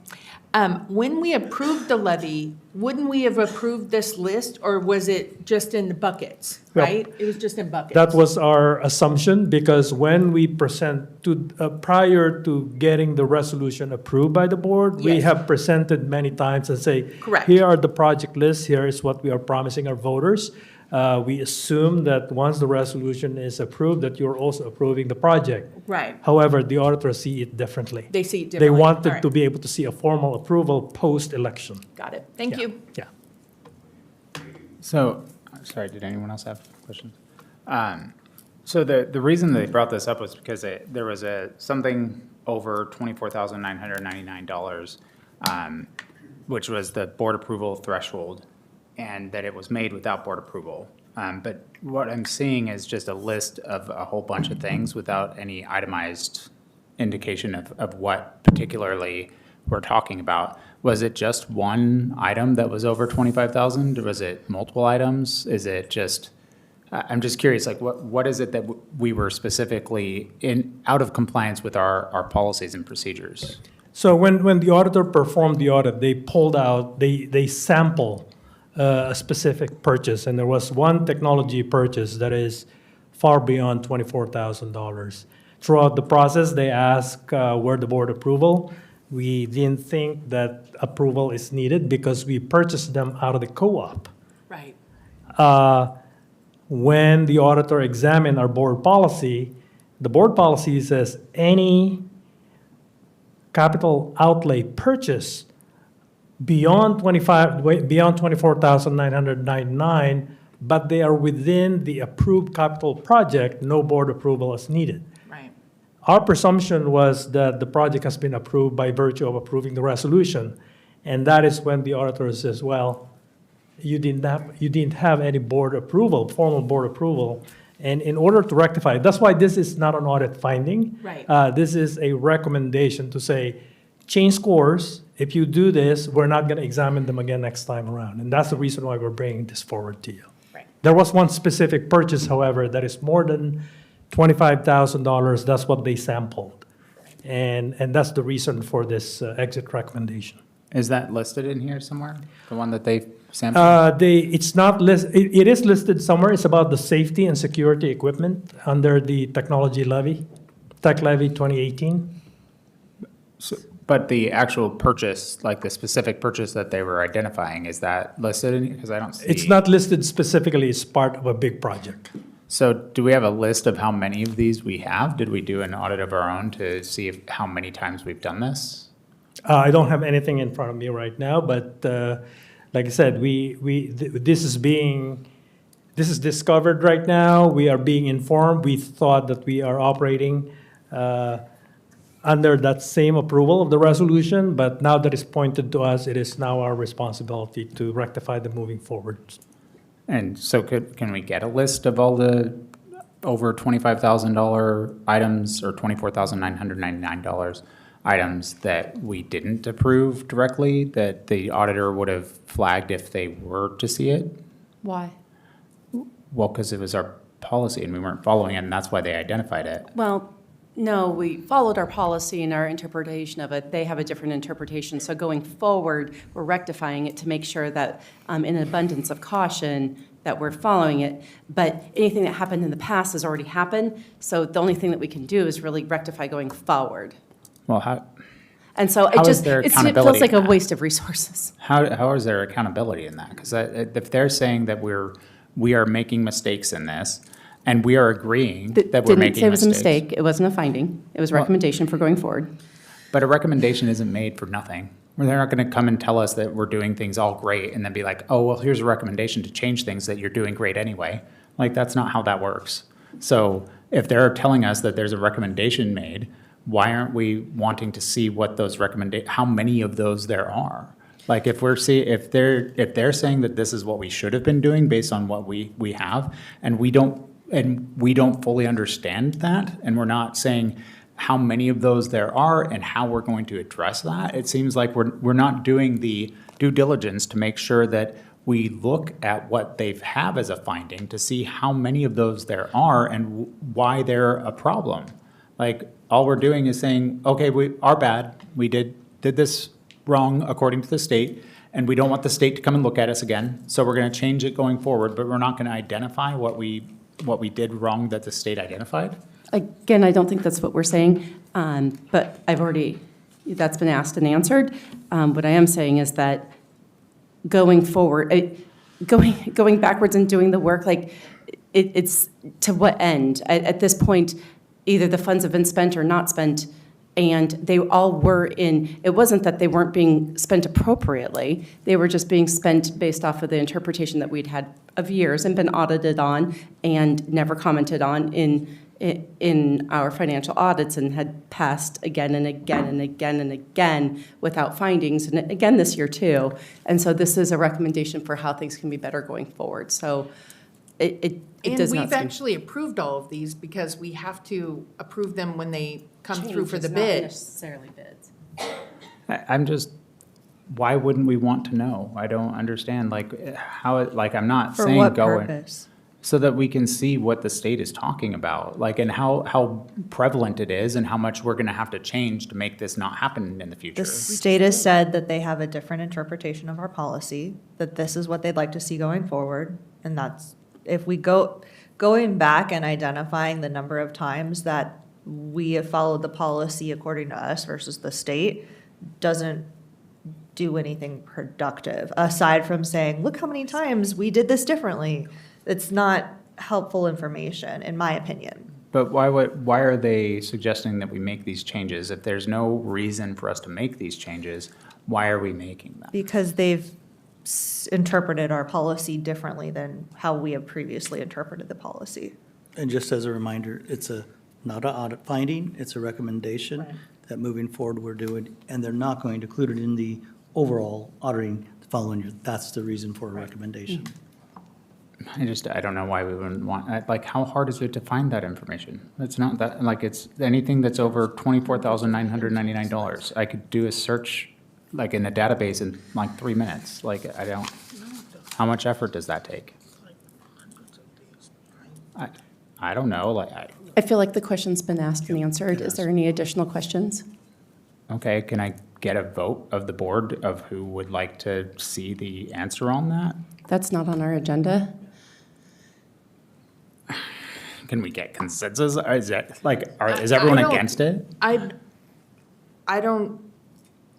feel like we followed our policy as we interpreted it. They had an audit. Their recommendation is, hey, we think you should do this. And we're like, yep, we should do that. And it will improve our processes. I think we were compliant. The assumption is if we go back and look at all of this, we're non-compliant. We are compliant. We were following our policy. I'm not saying we're not compliant. We've had the same question now answered by 3 different directors. Can we please move forward? Go for it. Seeing that there's no further questions, a motion's been made and seconded for approval of item 11.04, approval of the 2016 capital improvement bond and 2018 and 24 capital projects and technology levy project lists and priorities. All those in favor, please raise your right hand, say aye. Aye. All those against, say nay. Nay. All those abstain? Aye. The motion passes 3-1-1. Is there a motion on the floor? Want to take this one? Move to 105. approve 11.05, second reading and approval of policy 3126, child custody. Second. A motion's been made and seconded of approval of item number 11.05, second reading and approval of policy 3126, child custody. We're now open for discussion. No. Seeing as there is none, a motion's been made and seconded for approval of item 11.05, second reading and approval of policy 3126, child custody. All those in favor, please raise your right hand and say aye. Aye. The motion passes 5-0. Is there a motion on the floor? I move to, sorry. go ahead. I move to approve item 11.07, retirement of policy 67. Oh, Nope. missed 6. Sorry, 11.06, policy 5253. What is the name of it? 5253. Maintaining professional staff-student boundaries. Second. A motion's been made and seconded for approval of item number 11.06, second reading and approval of policy 5253, maintaining professional staff-student boundaries. We are now open for discussion. I don't know if there's any change because it changed from boundaries to interactions in the title. Does that have any substantial change for us, or is it just a wording thing? I will have Ms. Hawley? Ms. Howell come up.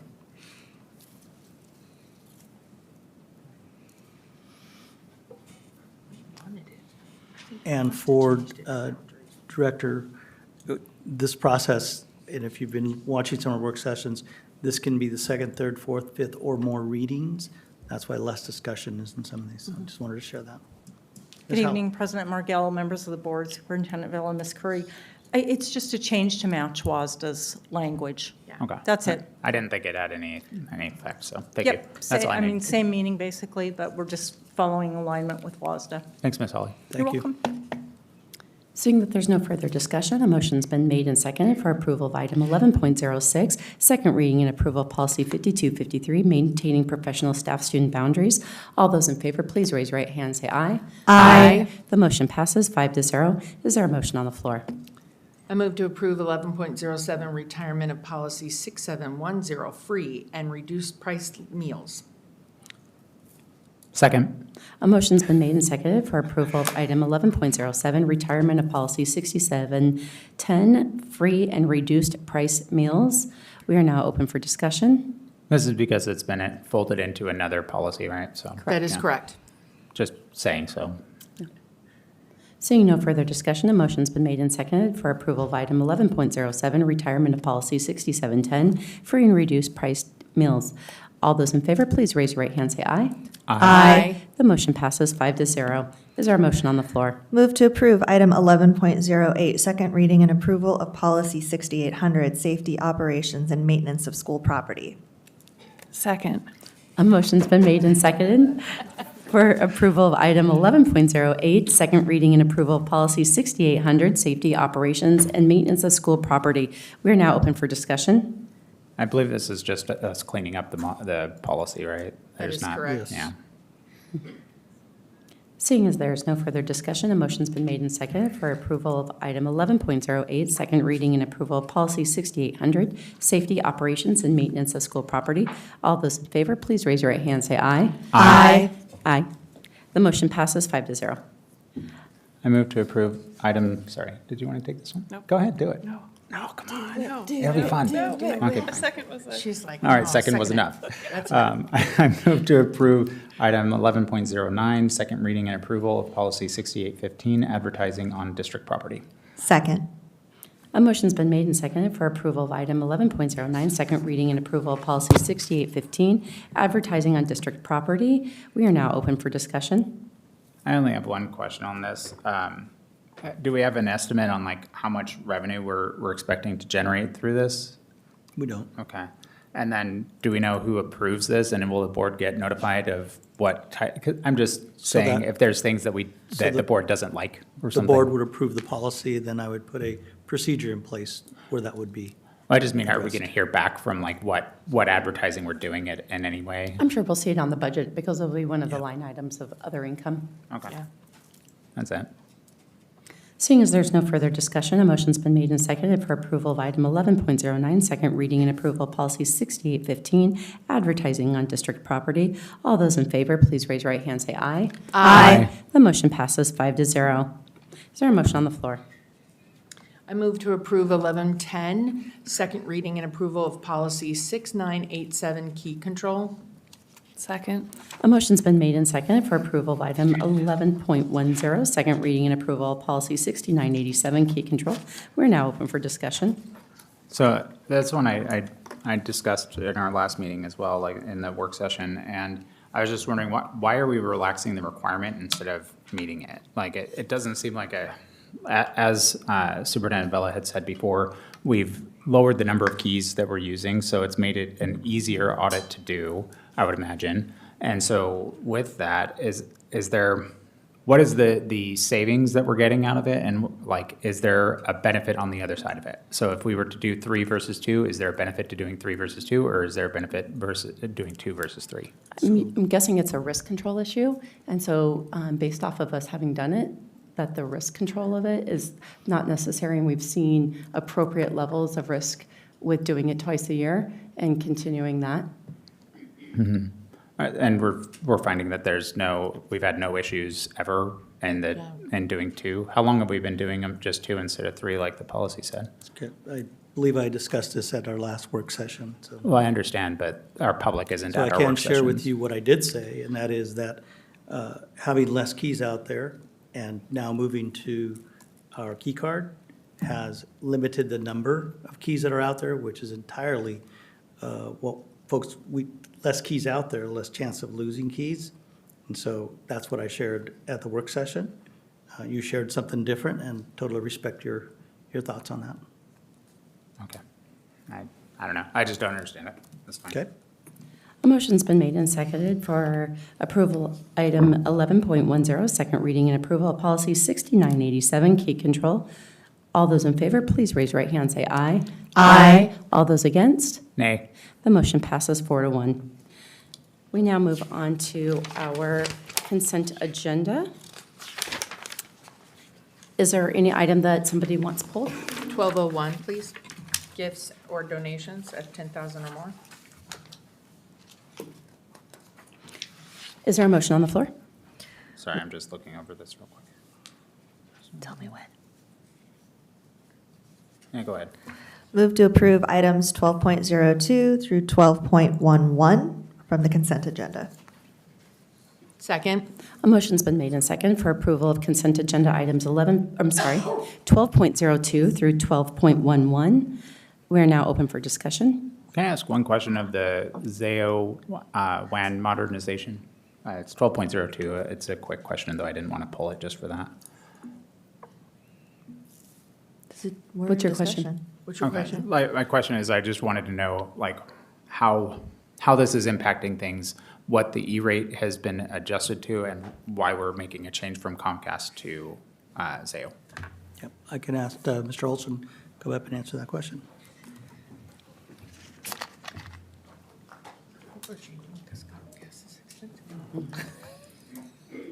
President Margell, esteemed members of the board, Superintendent Bella, Ms. Curry.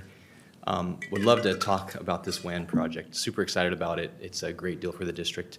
Man, I'm going to say like 16 months ago, the board asked if we could try to maximize E-rate funds and if there's anything we could do to lock in funds in case the program went away. So that's a long time ago, but it's really kind of taken this whole time to get to this point where we went out for a WAN RFP, and Zayo came out with a really exceptional proposal and utilizing special construction funds, which means you take 20 years worth of recurring costs and you shrink them down to just a couple of years with special construction. So what we're going to do is we're going to pay for those nearly 20 years of costs shrunk down to like 2 or 3 years. Locking in the E-rate. Locking in all that savings. So if the program goes away in the future, up to 80% of that's already paid for. The remaining funds, we can still apply for that 80% recurring. And to answer your question specifically about Comcast, I actually love the deal that the district made before I got here. We signed a 10-year dark fiber agreement with Comcast. They're just unfortunately not willing to extend that, and that's not just with us, that's regionally. You know, if I'm talking to other school districts, Olympia, some of these other places, they won't continue that. And it was a really good deal at the time. But even at that deal and then our other providers, this is still a better deal long-term for the district over 20 years. So if you can go back and capture a really good contract and then look to the future and get an even better contract 20 years later or 10 years later that locks in 20 years, that's exceptional. You don't ever really see that. So I could go on and nerd out for years about this. As you are well aware, I worked in IT for 20 years, so I know all about it. I just like to celebrate the things that we do. So thanks a lot for that explanation. It's a really good deal for the district. Thank you, Ms. Schultz. Seeing no further comments, a motion's been made and second for approval of consent agenda items 12.02 through 12.11. All those in favor, please raise your right hand, say aye. Aye. The motion passes 5-0. Is there a motion on the floor? Move to approve 12.01, gift or donations, $10,000 plus. Second. A motion's been made and seconded for approval of item 12.01, gifts or donations, $10,000 plus. We're now open for discussion. I just want to call out that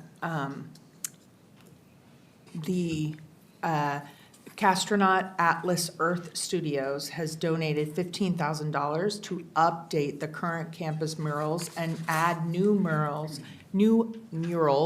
to Meeker Middle School, and that school is going to go. They are having some construction done. They're changing where the light is. There's a lot of work going on, and I'm just super proud that we're updating that campus at the same time, and this donation is going to help us improve the outside of it and make it more cohesive. I'm so excited about this one.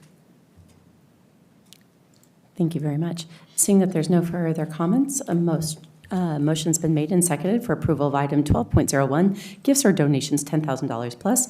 All those in favor, please raise your right hand, say aye. Aye. The motion passes 5-0. We now move on to our informational items. They are there for your perusal, and they were posted for you to review. We now move to final communication from the audience. As we did receive all of our comments and had them in the beginning, we will move right on to our board reports. Director Cook, do you want to kick us off? All right. So the only thing well, a couple of things. So one, graduation was awesome. It was so much fun. I was glad that I was able to get to all 8 ceremonies, that including TOP, iGrad, KVA, that's Kent Virtual Academy, Kent Laboratory Academy, and then our 4 high schools, Kent Meridian, Kent Ridge, Kentwood, and Kent Lake. And so it was just a lot of fun. I look forward to that every year. So it's a long day, especially after the night before and everything, but totally worth it. To me, that's why we're here, is to make sure that our kids are moving on to what's next and prepared for whatever that is. As far as the we moved the gifts and donations that were less than $25,000 into informational, which is fine. I just still would like to call it out. So during my board report, I'll do that. So we had, oh, did you want to do that? I've got it written. We have them all open too. Oh. I got it open. You want to take the Go. I would just encourage, if you guys don't want this, change the policy. We voted on it. So I'll just read the first one. I'll let you do the rest. All right, there we go. So the first one was Kent Meridian High School received a $9,262 donation from Home Depot to build a garden for students' hands-on learning, which I think is awesome, and I wish we could do this everywhere. Like, I would love for all 44 of our schools to have some sort of garden project for the students to work on. I think the elementary schools, they could do it for the fifth graders to give them something to look forward to.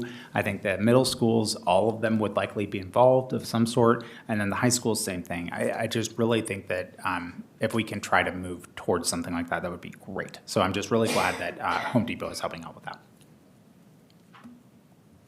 Thank And you, then Director that's all I Cook. have. Okay. Director Brakes? Thank you. Well, I just want to say I'm excited to be here.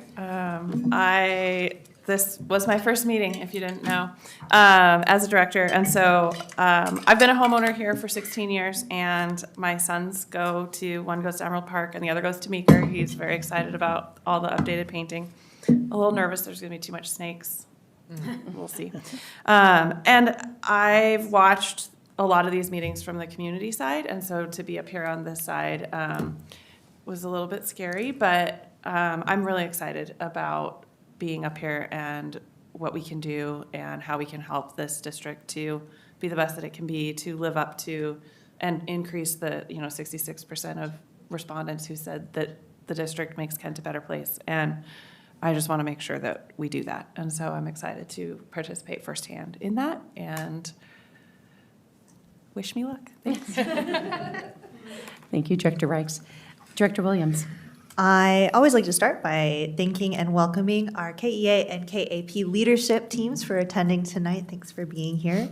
I also like to thank our donors, so I'm glad that we're going to split it up tonight. I'm gonna take the Kent Ridge donors. Firstly, I'd like to thank David Trudeau, who is a former Kent Ridge student body president and DECA national winner, for supporting Kent Ridge DECA Nationals in Atlanta, Georgia.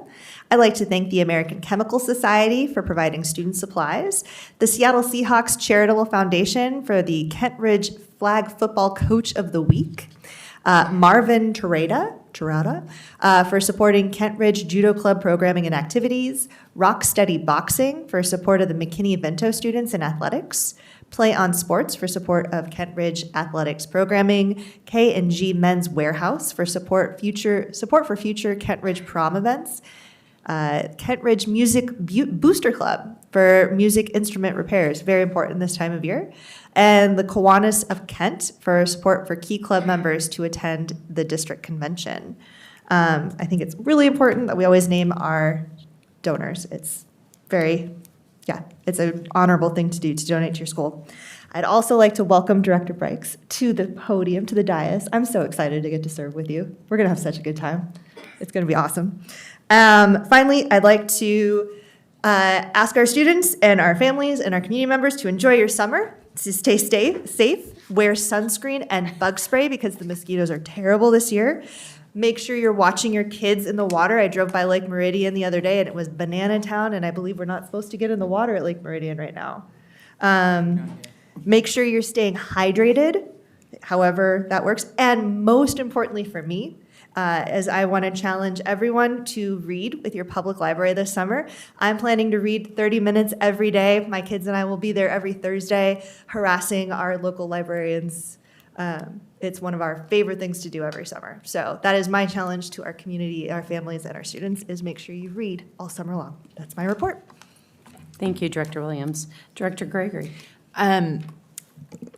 Graduation was amazing. I just want to say, I want to shout out to our administrators for graduating students at 5 o'clock at night the day before so he could walk. And there were so many stories across multiple schools where the principal's like, I was getting calls at 5 p.m. and they're walking today. So I want to do a shout out because it takes a village to get them across the stage. And I know I cry every time, but it was just so moving to go and see them. And I got to be with Director Cook, and it was so much fun. I mean, it was just great to see everybody, and it was amazing. So that's why we do this job, is for that. And shout out to Jim and team for all of the work you guys do for every event and making us all where we're supposed to go and the timing and making it all work. I also want to shout out to the Washington State Historical Society for donating for field trip transportation expenses for the Mill Creek Middle School. I love when kids get to go and do a field trip and get out of school. And I mean, I saw it as a fun day, but it could be work because your teacher makes you work when you're on there. So I don't know. So I'm just thrilled that our community continues to support our schools in that way. And I look forward to serving with our new director and getting to know them and learning about what their strengths and weaknesses are and how we can all support each other. So that ends my report. Thank you, Director Gregory. I too want to say congratulations to Director Brakes. We're excited to have you. And also Director Williams, thank you for officially stepping into our legislative rep position. We're glad to have you fill in that. We've talked a lot about graduation, but there's a lot of great to be talked about. I found it to be an honor to be able to accept the classes at KVA. I grad Kent Lake and Kent Ridge this year, and heard an interesting fact at one particular school, Kent Ridge. Of the 535, I believe, students graduating, 75 of them had a parent that works in the district. When you multiply that by the number of schools that we have, that's really cool. When we talk about one KSD, that really shows to me one KSD. So really proud to hear that fact. Thank you to our school staff and for a fantastic year, and enjoy a much-earned summer. And I want to remind our families that they can go onto our website and see where our 30 locations are around the district for being able to get free lunches Monday through Friday, when that's available for pickup, and the very strategic spots that we put them around the district to continue to make sure that our kids have calories and are fed throughout the summer. Also like to talk about, last time I talked about the tenets of what a board does, and that we are doing those. We've passed many of the policies that we've talked about many different times. We will continue to look at those. Thank you, Ms. Hawley, for keeping us on track for that.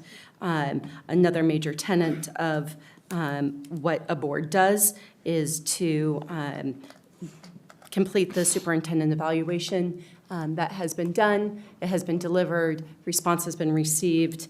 That needed to be done by month end, and I appreciate the board members that participated in that. With that, I'd like to always end on how I think is the whole reason we're here every day, and that is our students.